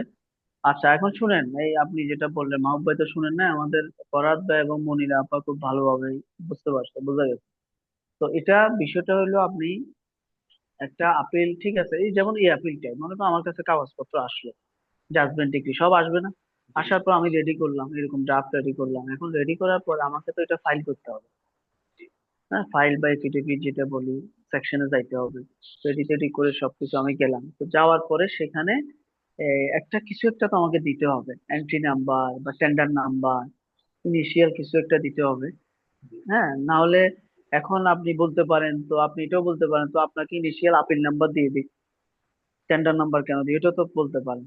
তো ইনিশিয়াল আপিল নাম্বার তো সে দিতে পারছে না, কারণ এটা তো অ্যাডমিশনের একটা ব্যাপার আছে, অ্যাডমিট হওয়ার একটা ব্যাপার আছে না, আপিল অ্যাডমিট ফর অ্যাডমিশন হবে। তো এটা কি সেকশন করতে পারবে? এটা তো জজ সাহেব করবে। তাহলে এর আগে কি হবে? এর আগে তো আমার একটা পরিচয় দরকার। এই আমার পরিচয়ের জন্য ওই যে আপনার ফার্স্ট আপিল টেন্ডার নাম্বার, একটা পরিচয় দরকার। ক্লিয়ার হচ্ছে না? ভুলে গেছেন, বুঝতে পারছেন? তো সেজন্য আমার একটা নাম্বার পড়ে, টেন্ডার নাম্বার। এরপরে টেন্ডার নাম্বার আমি ফাইলিং করে ফেললাম, সব ঠিকঠাক আছে, সে দেখলো হ্যাঁ এই এটা মানে কোর্ট ফি টোট ফির ইস্যু গুলো আছে বা কাগজপত্র ঠিকঠাক আছে কিনা, ক্লারিক্যাল যে ইস্যুস গুলা দেখার পরে ওকে একটা টেন্ডার নাম্বার দিয়ে দিল। এখন অ্যাডমিশনের ইস্যু, এই টেন্ডার নাম্বারটা দিয়েই আমি কোর্টের লিস্টে নিয়ে আসবো, কোর্টে জমা দিবে, এগুলো ডিটেলস আমি আলাপ করছি কেমনে জমা দিবেন, মেনশন স্লিপ দিয়ে। তখন কোর্ট শুনানি করে যখন অ্যাডমিট করবে, তখন গিয়ে ফার্স্ট আপিল নাম্বার করবে। তার মানে তখন আপিল হিসেবে এটা কি হয়ে গেল, গ্রহণ হয়ে গেল, অ্যাডমিট হয়ে গেল, ভর্তি হয়ে গেল। তখন নাম্বার পড়বে, তখন নোটিশ ইস্যু হবে, রেসপন্ডেন্ট কে ডাকবে, বুঝতে পারছেন? এর আগ পর্যন্ত তো আপনি যেটা এবার গ্রহণযোগ্যতার একটা ইস্যু আছে, সেজন্য ওই আগে টেন্ডার নাম্বার, বুঝে গেছে? আর যখন আপিল নাম্বার পড়ে যায়, তখন আর টেন্ডার নাম্বারের কাজ না, ওনার কাজ শেষ। কিন্তু ওইটা ওইটা থাকে, যেমন শুরুতে আমরা লিখি যেহেতু নাম্বারটা পড়ে, এটা আবার স্লিপ বানিয়ে কোর্টে জমা দিতে হয়, ওই নাম্বারের উপর লিস্টে আসে। এরপর আপিল অ্যাডমিশন শুনানি হয়, শুনানি হওয়ার পরে যখন অ্যাডমিট হয়, তখন কি আপিল নাম্বার পড়ে, সেই সময় পর্যন্ত টিল আপনার অ্যাডমিশন অফ অ্যাপিল ওই টেন্ডার নাম্বার দিয়ে চলে, বুঝে গেছে? এটা হচ্ছে প্রসিডিউরাল একটা বিষয়, এটা ক্লিয়ার থাকতে হবে। সেজন্য আপনারা আপনারা একটা জিনিস করবেন যে আপনি ওই যে ফার্স্ট আপিল নাম্বারটা উপরে লিখবেন, নিচে ফার্স্ট আপিল টেন্ডার নাম্বারটা লিখবেন। এটা অনেক সময় আমরা এটা নিচে থাকবে, ফার্স্ট আপিল নাম্বারটা উপরে লিখবেন, ঠিক আছে, টেন্ডার নাম্বারটা নিচে লিখবেন, ঠিক আছে? কারণ আলটিমেটলি আপনি ফার্স্ট আপিল নাম্বারের উপরে চলবে, ঠিক আছে? এটা হচ্ছে বিষয়, ওকে, এটা ক্লিয়ার হয়ে গেছেন। এরপর আসেন আপনার, আর এটা তো আন্ডারলাইন দিয়ে উপরে নিচে করে লিখবেন, দেওয়া আছে, এগুলো আলাদা কিছু নাই। এরপরে আপনার পার্টিদের নাম, যেমন এখানে আপনার আমাদের এখানে পিটিশনার কে আপা বলেন, আমাদের এখানে পিটিশনার অ্যাপিলিয়েন্ট কে, মানে কে অ্যাপিল করবে, পি। সুন্দর, পি ভাই তো ছিলেন না, মোসাই ভাই ছিলেন না, না হলে তো আপনাকে নাকি বোঝা গেছে মাহবুব ভাই, কে ছিল প্লেনটিভ? পি। এবং ছিল তার প্লিজ। Suit dismissed. হ্যাঁ, এখন তাহলে আসেন, এই পি হচ্ছে আমাদের এখানে অ্যাপিলেন্ট, ওকে পি এর ডিটেলস দিলাম আমি, যা আছে ডট ডট, যেমন ডিটেলস না থাকলে ডট ডট দিয়ে দিবেন, অসুবিধা নাই। দেওয়ার পরে তার পরিচয় কি হচ্ছে, প্লেনটিভ অ্যাপিলেন্ট, প্লেনটিভ অ্যাপিলেন্ট, প্লেনটিভ দিয়ে হাইফেন দিয়ে দেখবেন আপনাদের ড্রাফটের মধ্যে, প্লেনটিভ দিয়ে হাইফেন দিয়ে অ্যাপিলেন্ট। তাহলে প্লেনটিভ অ্যাপিলেন্ট যখন আপনি দেখেন, তখন আপনি বুঝে যান, এটা দেখে বুঝে যান মূল মূল সুটে সে প্লেনটিভ ছিল। এবং সে যখন একজন লোক যখন প্লেনটিভ থাকে, তখন যখন সে অ্যাপিলেন্ট হয়, তখন আপনাকে বলা লাগে না তার সুট কি খারিজ হয়েছে না ডিক্রি হয়েছে, বলা লাগবে? আপনি এই না, দুইটা ওয়ার্ড দেখে বুঝতে পারবেন যে কি হয়েছে কি ঘটনা। ছিল? তাহলে এতটুকু যোগ্যতা অর্জন করতে হবে, খুব বেসিক যোগ্যতা, এটা আমরি যোগ্যতা না। জাস্ট আপনি দুইটা ওয়ার্ড দেখে আপনি বুঝবেন যে তার সুট কি হয়েছে, বুঝবেন আমরা না? প্লেনটিভ খারিজ অ্যাপিলেন্ট, করে। যে প্লেনটিভ দেখে আপনি বুঝছেন যে মূল সুটে আপনি বাদী ছিলেন। যখন আপনি ক্লায়েন্টকে এভাবে কথা বলতে পারবেন যে হ্যাঁ আপনি মূল সুটে বাদী ছিলেন, আপনি কিন্তু জাস্ট এই এই এতটুকু দেখছেন, যে আপনি সুট কি বাদী ছিলেন, মামলা হেরে গেছেন, আপিল করছেন, তখন তো হে আশ্চর্য হয়ে যাবে, ঘটনা কি, কাগজ দেখলো না, কিছু দেখলো না, এটা তো জিন পড়ি নাকি, হ্যাঁ নাকি? এটা হচ্ছে আপনার একটা ইমপ্রেসিভ আর কি, যে ইমপ্রেশন তৈরি করা, নাকি নজরুল ভাই কি বলেন? জি স্যার, ইমপ্রেশন খুব ইম্পর্টেন্ট, হ্যাঁ ইমপ্রেশন খুব ইম্পর্টেন্ট। ভেরি ইম্পর্টেন্ট আপনার টুল একটা স্যার, ইমপ্রেশন তৈরি করতে হবে, হ্যাঁ, তাহলে না ভেরি আপনাকে ফিস ইম্পর্টেন্ট দিবে, টুল। যা চাইবেন তার চেয়ে বেশি দিবে নাকি, হ্যাঁ, বা ফিস নিয়ে বাড়াবাড়ি করবে না, না? ইমপ্রেশন, ইমপ্রেসড হতে হবে, এটা হচ্ছে বিষয়। তো ইমপ্রেশনের জায়গা হচ্ছে এগুলা। আর আপনি যদি মনে করেন যে প্লেন্টিভ অ্যাপিলিয়েন্ট বুঝার পরে বা ফার্স্ট আপিল হওয়ার পরেও যদি আপনি তারে জিজ্ঞেস করেন যে আপনার মামলা কি সেখানে চলে, মামলা কি শেষ না শুরু, আপনি দেখছেন যে এখানে ফার্স্ট আপিল হয়েছে, তাহলে মামলা কি শেষ না শুরু? যখন ফার্স্ট আপিল হয়েছে আপনাকে বুঝতে হবে কি মামলা কি আছে ওইখানে, আছে, আছে নাই? তাহলে যদি আপনি হেলোকে এই প্রশ্ন করেন যে ভাই আপনার মামলা কি এখানে শেষ না চলে, ফার্স্ট আপিল দেখার পরে, তখন তো যদি একটু চালাক হয় তখন তো আপনার ওয়েট করে ফেলবে যে এই লোক তো অসুবিধা। আবার ফার্স্ট মিসেলেনিয়াস অ্যাপিল দেখার পরে যদি আপনি বলেন যে আপনার কি ডিক্রি হয়েছে কবে, হইতে পারে না, অ্যাপেলে দেখছেন, তাহলে ফার্স্ট মিসেলেনিয়াস অ্যাপিল, তাহলে আপনাকে বুঝতে হবে যে ভাই ফার্স্ট মিসেলেনিয়াস অ্যাপিল মানে অর্ডারের বিরুদ্ধে আসছে, তার মামলা এখনো চলে। তখন আপনারে ডাইরেক্ট কোশ্চেন করতে হবে মামলা তো চলে, কোন অর্ডারের বিরুদ্ধে আসছিলেন, কি চাইছিলেন আসলে, ঘটনা কি? তখন না হে বুঝবো কি রে, এ তো জিন পড়ি নাকি, এ কেমনে বুঝলো এটা, হ্যাঁ? কিছু কইলাম না, কাগজ দেখলো না, কাগজ আমার হাতে, খালি অর্ডারটা দেখলো, আছে না এরকম অর্ডার একটা নিয়ে আসে, তার দেখেন তো হাইকোর্টে মামলা হয়েছে বা মামলা করবো, এটা হচ্ছে বিষয়, এটা আপনার ইমপ্রেশনের জায়গা বা এটা আপনাকে দেখাইতে হবে। এবং ক্লায়েন্টের আস্থার একটা ব্যাপার আছে। তো ক্লায়েন্ট কিসের উপর আস্থা, খালি আহামরি দেহ একটা হইলে আস্থা হবে? এখন মনে করেন যে আমাদেরকে প্রথমে দেখলে যে উকিল কিনা এটাই তো কনফিউজ হয়ে যায়। এখন অনেক সময় যারা লোক বসে আছে অনেকক্ষণ ধরে মনে করেন যে আমার জন্য বসে আছে, এখন দেখার পরে ওই দিন একজনে বলতেছে মানে ওই যে কোর্টে, আমি তো পাঞ্জাবি পরে গেছি, তো এটা অবশ্য অসুস্থতার পরেই পাঞ্জাবি, এখন ওই যে একজন ক্লায়েন্ট আসছে দেখা করবে, তো বললাম অসুস্থ, বা এখন ও উকিল সাহেবও নিয়ে আসছে, বুঝতে পারছেন, যে ভাই একটু আসেন, যেহেতু ক্লায়েন্ট আসছে, যে আমি তো ভাই অসুস্থ, একটু দেখা করলে যদি আসেন, তো গেলাম। তো এখন উনি পরিচয় করে দিচ্ছে আমাদের এই যে অ্যাডভোকেট আজিম শেখ। তো ও বলে যে আমাদের এই আজিম শেখ, তো ও মনে করছে আমি ওই অ্যাডভোকেট সাহেবের ছেলে, বুঝতে পারছেন? কয় উনি কি আজিম সাহেবের ছেলে, মানে হে মনে করছে অ্যাডভোকেট আজিম সাহেব তো অনেক বড় তড় কিছু একটা হবে, বুঝলেন না? চিন্তা করছে যে এই লোক তো অ্যাডভোকেট আজিম সাহেব, যেভাবে বা হে বলছে, আবার যিনি মনে করেন যে অ্যাডভোকেট উনি তো আমার চেয়ে সিনিয়র, ওনার মোর দেন 50 ইয়ার্স ওল্ড, বুঝলেন না? তো উনি চিন্তা করছে তাহলে উনি যেহেতু 50 ইয়ার্স ওল্ড, তাহলে আমি 60 ইয়ার্স ওল্ড হবো মিনিমাম, এটা তো হইতে হবে। তো এখন আসছে তো 30 ইয়ার্স ওল্ড এর একটা লোক, তো কেমনে কি হলো, বুঝতে পারছেন? তো এলো, ওনার বক্তব্য হলো উনি কি আজিম সাহেবের ছেলে কিনা, বলছে না উনি আজিম সাহেব। তো এলো ঘটনা, বুঝতে পারছেন? তো যাই হোক, তো এই জন্য এখন মনে করেন আপনি, একটা সময় ছিল বা একটা সময় হচ্ছে কি আপনি আহামরি দেহ সর্বস্ব হইলে হ্যাঁ উকিল মানে আপনি খুব বড়, হ্যাঁ ঠিক আছে উকিল, জবরদস্ত উকিল না। তো আসলে তো দেহ দিয়ে তো কাজ হবে না, কাজ তো হইলো মূল কাজে ইয়ে করতে হবে। তো আমাদের এখানে যেমন দেখবেন এখন বর্তমানে সিভিলের টপ মোস্ট লয়ারদের মধ্যে one of the top most lawyer হলো প্রবীণ নিয়োগী, অনেকের নাম জানেন বা অনেকে, তো স্যার কিন্তু আমার চেয়েও খাঁটি, বুঝতে পারছেন? স্যার কিন্তু আমার চেয়েও খাটো, ক্ষীণকায়।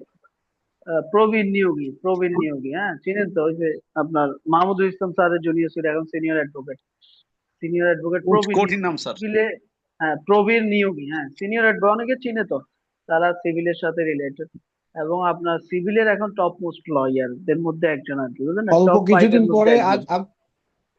অল্প কিছুদিনের হ্যাঁ। পরে আজিম পাটোয়ারি সাহেব হয়ে যাবে ইনশাল্লাহ। ইনশাআল্লাহ, ইনশাআল্লাহ।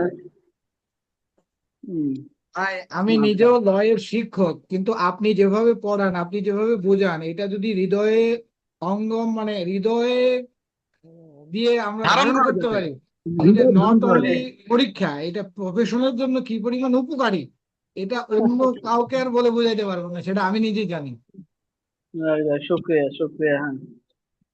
যাক, আল্লাহ আপনাদের মনোবাসনা পূর্ণ করুক, যেভাবে চান, যেভাবে বা চিন্তা করেন সেভাবে যাতে আমি, আল্লাহ যাতে তৌফিক দেয় নাকি, এটা হচ্ছে বিষয়।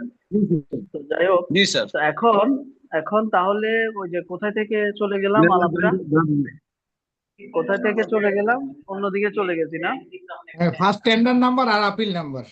ইয়েস ইয়েস, ওই যে ইমপ্রেশনের জায়গাটা, যে হ্যাঁ আপনাকে এই বিষয়গুলো বুঝছেন তো, এগুলো কিন্তু প্র্যাকটিক্যালি খুব ইম্পর্টেন্ট, যে আলাপটা দিলাম এগুলো বুঝতে হবে, বুঝতে পারছেন?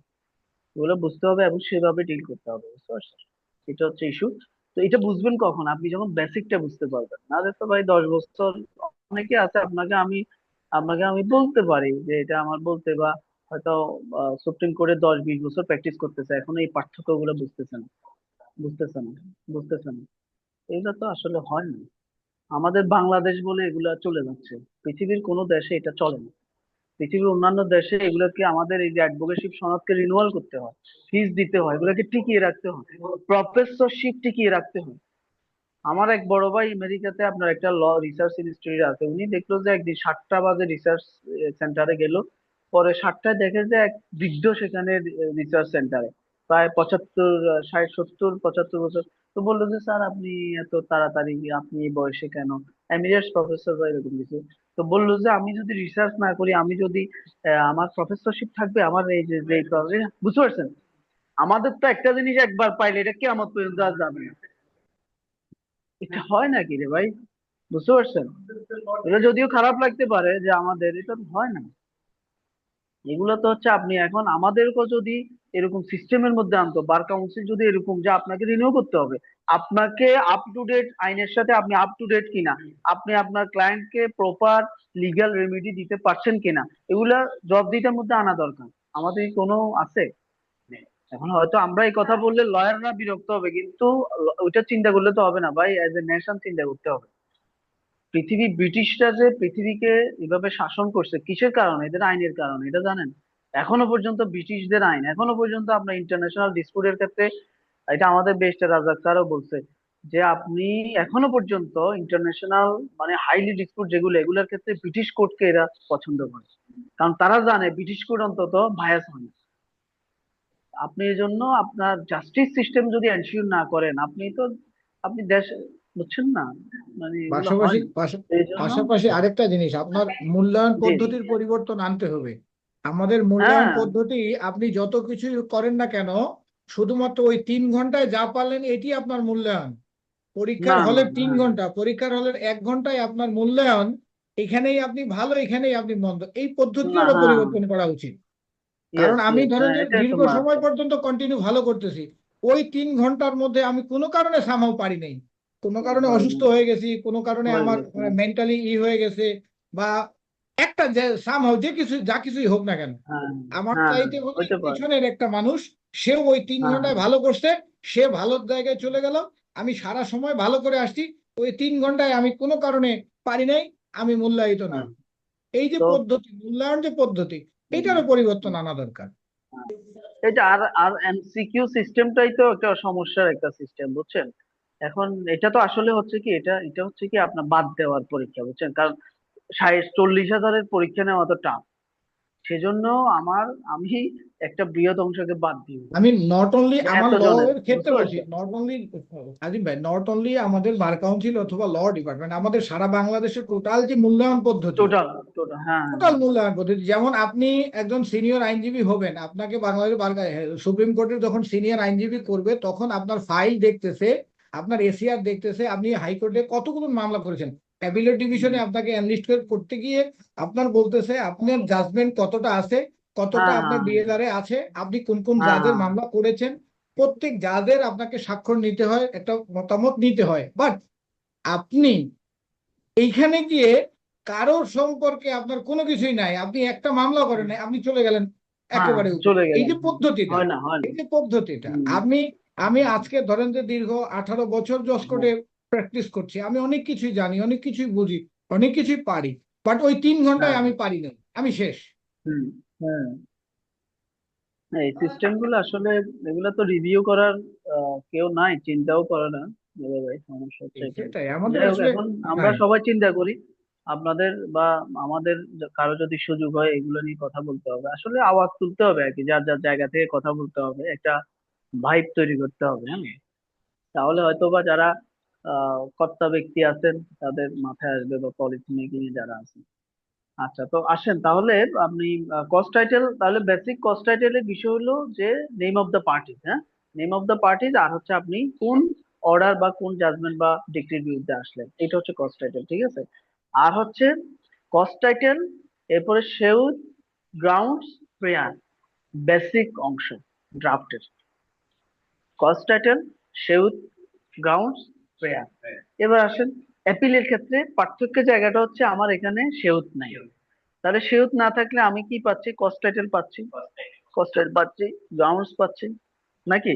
এবার আসেন, এবার এসে আমি এখানে আবার প্রেয়ার পাচ্ছি না। খেয়াল করছেন তো যে সার্টিফিকেট, তো এই যে জাস্ট অ্যাপিলের ক্ষেত্রে মেমোরেন্ডাম, অ্যাপিলের ক্ষেত্রে সিভিলের ক্ষেত্রে জাস্ট কয়েকটা পার্থক্য, এছাড়া আপনার বাকি ড্রাফটিং গুলো অলমোস্ট সেম। তো এই অ্যাপিলের মেমোরেন্ডামের পার্থক্যটা একটু জাস্ট মাথায় রাখবেন, এবং এটা খুব ইজি। এটার সাথে হয় কি, আপনি মেমোরেন্ডাম অফ অ্যাপিলের সাথে আপনি একটা অ্যান অ্যাপ্লিকেশন ফর স্টে, অথবা অ্যান অ্যাপ্লিকেশন ফর ইনজাংশন, অথবা অ্যান অ্যাপ্লিকেশন ফর স্ট্যাটাস কো বা ডাইরেকশন যা যা হয়, একটা কিন্তু থাকে অনেক সময়, বা থাকতে পারে, নাও থাকতে পারে, থাকতে পারে, বা যদি স্পেসিফিক বলে দেয় সেক্ষেত্রে আমাদেরকে ওটা লিখতে হবে। আর যদি না বলে দেয়, শুধু আপনার অ্যাপিল, হ্যাঁ, তখন আমরা শুধু অ্যাপিলের যে মেমোরেন্ডাম আছে এটা দিয়ে দিলে হবে, ঠিক আছে। তো এখানে আসেন, হুম, আসে আসে, আসে, আসে দিয়ে দে।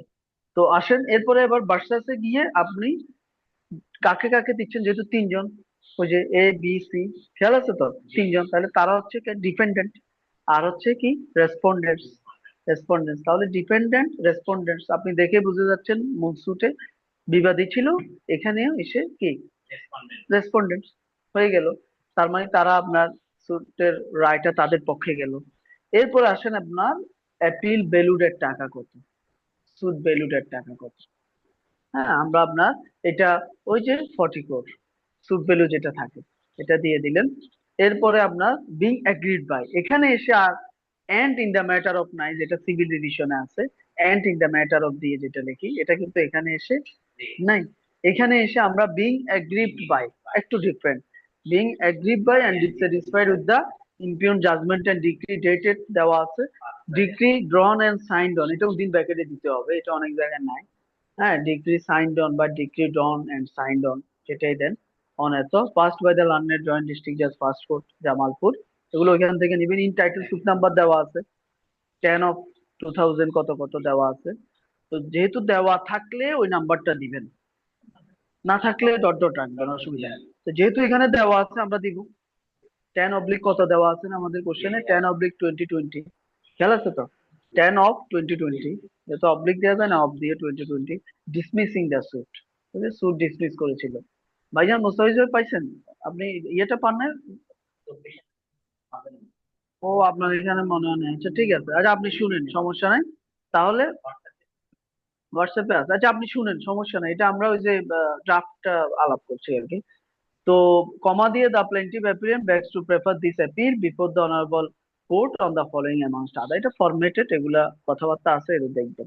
তাহলে এখানে বেসিক বোঝার জায়গা হলো যে being aggrieved by dissatisfied with the দিয়ে যে আমি জাজমেন্ট এন্ড ডিগ্রি কোনটার বিরুদ্ধে যাচ্ছি, পাস্ট বাই দ্য কোনটা, ডেটেড কোনটা, ফরম্যাটেড যেটা আছে, আর and in the matter of হচ্ছে না, আমি সুট ভ্যালুড এবং অ্যাপিল ভ্যালুডের পরে চলে যাচ্ছি, ঠিক আছে। এরপরে গ্রাউন্ডসে চলে যাচ্ছেন, আর গ্রাউন্ডসে গিয়ে যেটা আমি সবসময় বলি, আপনি মিনিমাম চিন্তা করবেন যে মিনিমাম 3টা, ম্যাক্সিমাম 5টা, বুঝতে পারছেন? আপনার কিসের জন্য? আপনার টাইমিং এর জন্য। আর হ্যাঁ, টাইমিং এর জন্য, বুঝতে পারছেন? 3টার কম না, 3টার কম না, হ্যাঁ 3টা লিখলেও হবে, অসুবিধা নেই। হ্যাঁ, এখন, হ্যাঁ 3টা, আর হচ্ছে আপনার ম্যাক্সিমাম 5টা, এর বাইরে যাওয়ার দরকার না। যখন আপনি ম্যাক্সিমাম 5টা লিখবেন সেক্ষেত্রে আপনি প্রথমটা এবং লাস্টটা কমন, যে কমন কিছু দেখবেন গ্রাউন্ডস আছে, এটা কোনো প্রত্যেকের সাথে খাটে, বুঝতে পারছেন? প্রত্যেকের সাথে খাটে, তো সেটা কমন কয়েকটা গ্রাউন্ডস আপনি মুখস্থ করে দিবেন, লিখতে লিখতে মুখস্থ হয়ে যাবে। হ্যাঁ, না না, রিভিশনের জন্য এক ধরনের গ্রাউন্ডস আছে, আপনি ড্রাফটিং এর গুলোতে পাবেন, এটা আহামরি কিছু না, ড্রাফট কয়েকটা দেখলে দেখবেন যে কমন কয়েকটা গ্রাউন্ডস আছে, আপনি কমন 2টা বা 3টা গ্রাউন্ডস মাথায় রাখবেন, যে আপনি দেখা যাচ্ছে আহ মানে প্রশ্ন থেকে কোনো কিছুই মিলাতে পারতেছেন, আছে না, হইতে পারে, মাথা ওই সময় নাও কাজ করতে পারে যে কিছুই মিলতেছে না, আমি বুঝতেছি না, কিন্তু এটা বুঝছেন যে অ্যাপিল হবে। ওকে, আপনি কমন 3টা দিয়ে দেন, অসুবিধা কিছু হবে না। ফরম্যাট ঠিক রেখে, হ্যাঁ ফরম্যাট ঠিক রেখে কমন 3টা দিয়ে দেন, যেগুলো সবার ক্ষেত্রে খাটে। ওই যে এক সময় আমরা রচনা শিখছি না, একটা রচনায় 10টা, শিখছেন না এরকম ছোটকালে? একটা রচনা শিখে 10টা, এরকম বই ছিল কিন্তু কিছু, একটাতে 10টা উত্তর দিতে পারবেন। তো এটা আর কি। তো এখানে আর হচ্ছে আপনি যদি আপনার আমার গ্রাউন্ডস একটা দুইটা নিতে পারে, এটা হচ্ছে বেস্ট। হ্যাঁ, নেওয়ার চেষ্টা করা। তো এটা হচ্ছে বিষয়। এরপর আপনি এখানে দেখেন, এখানেও আপনি দেখবেন যে এই যে ড্রাফটিং এ যেগুলো আছে এগুলো কিন্তু সবগুলাই হচ্ছে কমন গ্রাউন্ডস। দেখেন সবগুলাই কিন্তু কমন, এটা কিন্তু আপনার ইয়ের সাথে না, মানে মামলার মেরিটের সাথে রিলেটেড, সবগুলো কমন, দেখছেন না? সবগুলো কমন। তো এরকম কমন গ্রাউন্ডস গুলো দিয়ে আপনি চলে আসতে হবে। আর যদি দেখেন যে হ্যাঁ এখান থেকে একটা গ্রাউন্ড বের করা যায়, তাহলে আনবেন। ঠিক আছে, এটা হচ্ছে বিষয়। এটা এটা সব ক্ষেত্রে, এটা আপনার রিভিশনের ক্ষেত্রে, সব গ্রাউন্ডস এর ক্ষেত্রে এই কথাটা প্রযোজ্য। বুঝতে পারছেন? এই কথাটা প্রযোজ্য। আর এরপরে চলে আসেন আপনার সার্টিফিকেট। তো সার্টিফিকেট এটা কমন কথা। একটা এই এক এক জায়গায় এক এক রকম লেখা আছে, দেখবেন একটু এদিক সেদিক করে লেখা আছে। যে কোনো একটা সহজ সার্টিফিকেটের বয়ান মুখস্থ করে ফেলবেন। বুঝতে পারছেন?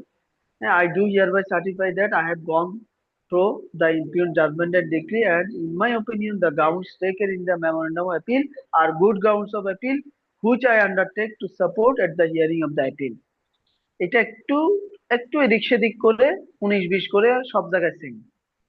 আপনার কাছে যেখানে যেটা সহজ লাগে ওইটা আপনি লিখে মুখস্থ করে দেবেন, সার্টিফিকেট শেষ। তাহলে অ্যাপিলটা কিন্তু খুবই সহজ, দেখছেন না? খুবই সহজ, খুবই সহজ। তাহলে আপনি বুঝতে পারেন, লেখাও কম। বুঝতে পারছেন? তো অ্যাপিল আসলে অ্যাপিল দিবেন, তাহলে আপনার সময় কমবে, আপনি রিটে সময় দিতে পারবেন। রিটে হ্যাঁ, যদি আরেকটা রিভিশন তখন তো একটু সময়ের ব্যাপার আছে, তখন রিভিশনে চলে যাবেন। তখন যদি দেখেন যে রিভিশন আসছে রিভিশন দিয়ে দিবেন, যদি দেখেন যে অ্যাপ্লিকেশনও আছে তখন আবার 2টা ড্রাফট হয়ে যাবে। ঠিক আছে, এটা হচ্ছে বিষয়। আর এখানে আপনার লিস্ট অফ ডকুমেন্ট যেগুলো, যেমন memo of appeal. Memo of appeal মানে আমরা যেটা তৈরি করলাম, সংক্ষেপে মেমো বলে। মেমোরেন্ডাম অফ অ্যাপিল কে সংক্ষেপে মেমো বলে। ঠিক আছে, মেমো বা মেমোরেন্ডাম যেটাই লেখেন, এটা সিভিলের ক্ষেত্রে। আর ক্রিমিনালের ক্ষেত্রে কি বলে? অ্যাপিলে। মুস্তাফিজ ভাই আপনি ছিলেন, আপাতত ছিলেন না, মাহবুব ভাই ছিলেন। তাহলে অ্যাপিল এটা কিসের? এটা সিভিল অ্যাপিল নাকি? সিভিল অ্যাপিলের আমরা মেমোরেন্ডাম অফ অ্যাপিল বলছি। এখন ক্রিমিনালের অ্যাপিল হয় না?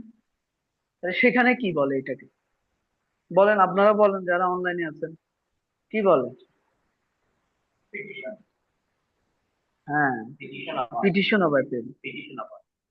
এটা ভুলে গেছেন নাকি নজরুল ভাই? খেয়াল নাই আপনাদের? ফরাদ ভাই, স্যার পিটিশন অফ অ্যাপিল ক্রিমিনালের ক্ষেত্রে, জি ক্রিমিনাল জি অ্যাপিল যখন আমরা রেডি বলছিলাম করি, পিটিশন অফ অ্যাপিল জি খেয়াল আছে? পিটিশন সেখানেও তো আপনার যে অর্ডারের বিরুদ্ধে আপনি অ্যাপিল করবেন সেটার একটা মেমোরেন্ডাম, অনেকে মেমো অফ অ্যাপিল বলে, কিন্তু না, শব্দটা ভুল।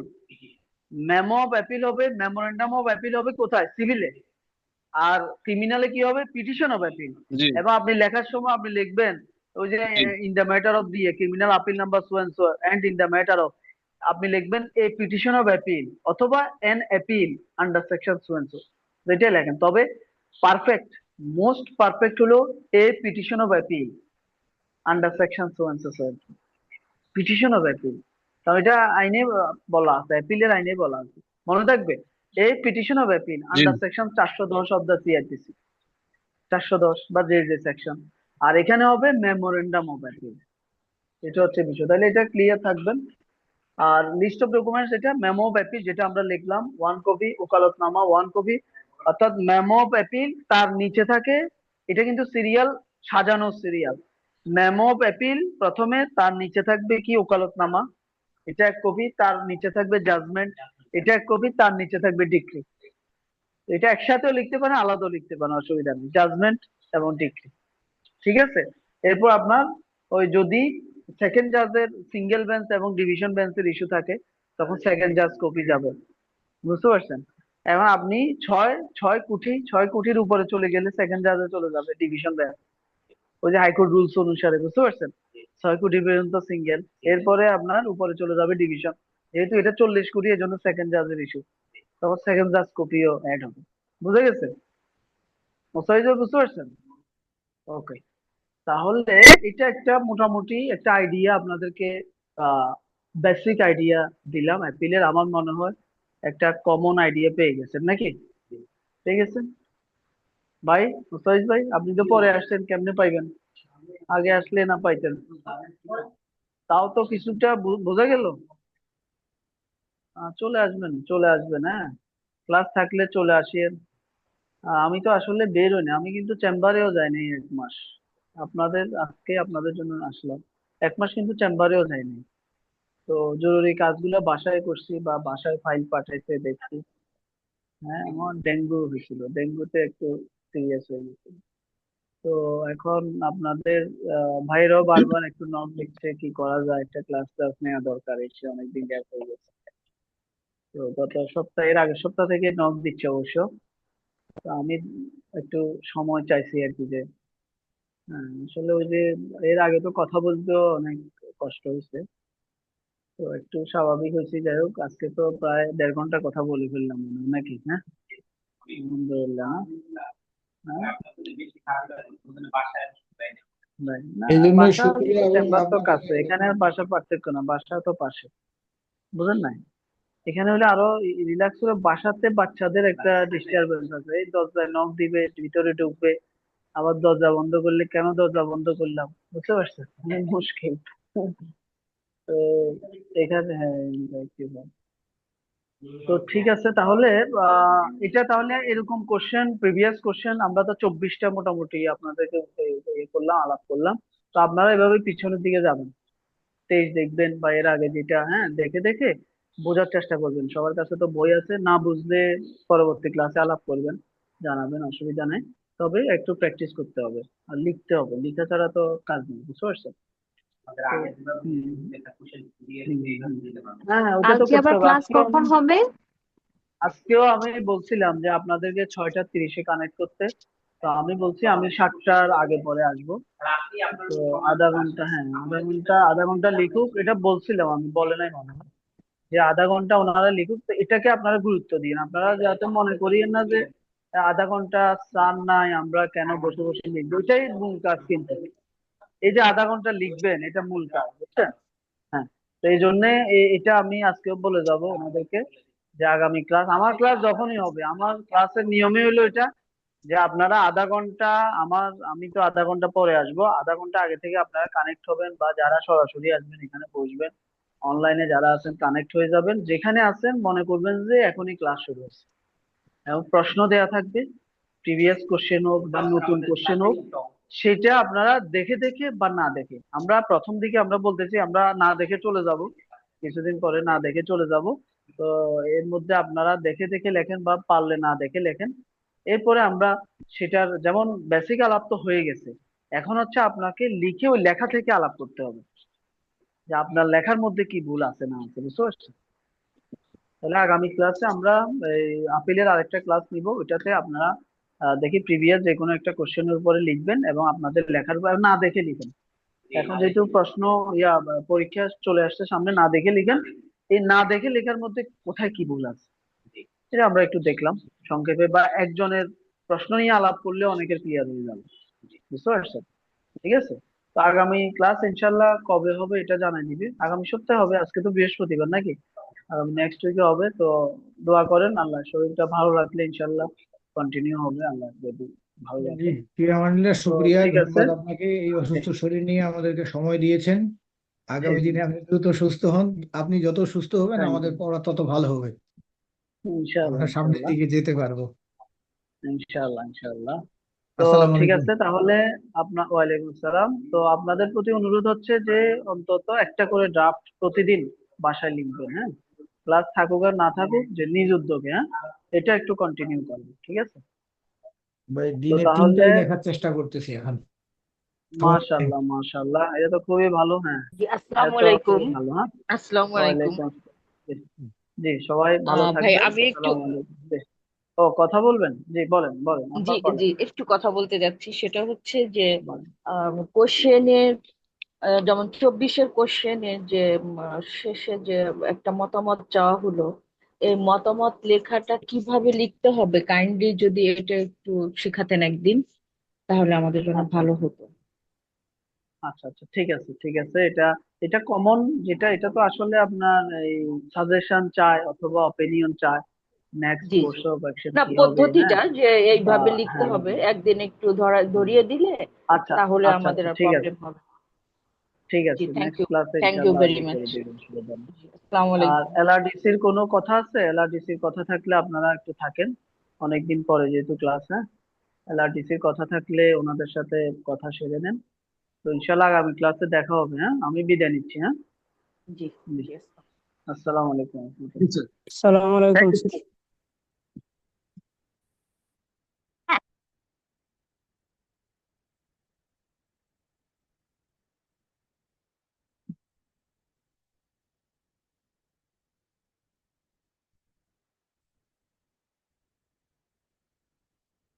এখানে বরিশালে কেউ কি আছেন?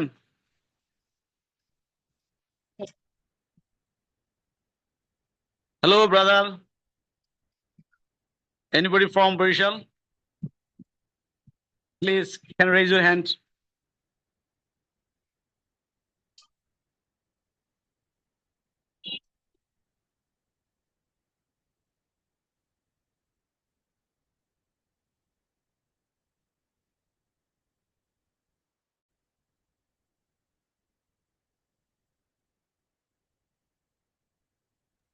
ভাই হোস্ট কিছু বলবেন নাকি লিভ নিব? বলছিলাম যে বরিশালে কেউ কি আছেন? বরিশাল? আরে ভাই কেউ উত্তর দেয় না তো। ভাই বরিশালের নাই কেউ, আমি ব্রাহ্মণবাড়িয়ার আছি, আমি অ্যাডভোকেট ফিল্ড ব্রাহ্মণবাড়িয়া অ্যাসিস্ট্যান্ট। থাকলে বরিশাল আচ্ছা, লাগে নাকি? ভাই ব্রাহ্মণবাড়িয়া যথেষ্ট। এলআরডিসির প্রতি আমার অনুরোধ, আগামীকালকে শুক্রবার এবং এরপর দিন শনিবার রিট এবং ক্রিমিনাল ম্যাটারটা নিয়ে যেন 2টা ক্লাস যদি ফিজিক্যাল করতে পারি তাহলে আমি অনেক বেশি খুশি হব এবং ধন্যবাদ জানাবো। এবং অনুরোধ থাকলো এলআরডিসির প্রতি আমার, যেন অনেক চেষ্টা করে আমি অনেক ক্লাস করতে পারি নাই, খুব চেষ্টা করছি দীর্ঘদিনই ক্লাস করার জন্য। তো আশা করি অনুরোধটা বিবেচনা করবে এলআরডিসি। আলামিন ভাই আছে বা মুজাহিদ ভাই আছে, ওনারা এই আর কি। আমার একটা অনুরোধ থাকলো। জি, আমার একটা কথা আছে। সেটা হচ্ছে যে আমাদের রেকর্ডেড ক্লাসগুলো সরবরাহ করা হোক। আজকের ক্লাসটা প্লাস আগে যদি সিভিল ক্লাস থাকে বা যে কোনো ক্লাস আমাদেরকে এটা দিলে, আমাদের তো সময় এখন অনেক কম। আমরা যেহেতু ক্লাস পাইনি, আমরা প্রথম নতুন এসেছি, এজন্য রেকর্ডেড ক্লাস দিলে আমরা উপকৃত হতাম। আলামিন রেকর্ড ভাই কি গুলো শুনতে দিলেও পাচ্ছেন? আলামিন ভাই অথবা আমাদের মুজাহিদ অনেক ভাই উপকার হবে।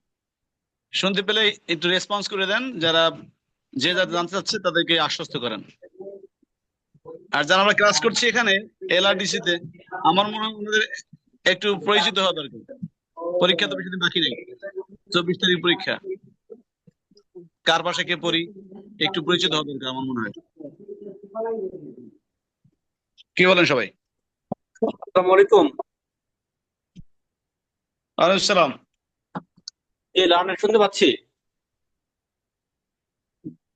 এখানে আমাদের যে যারা এলআরডিসি যারা আছে হুম, জি তারা কি বলেন।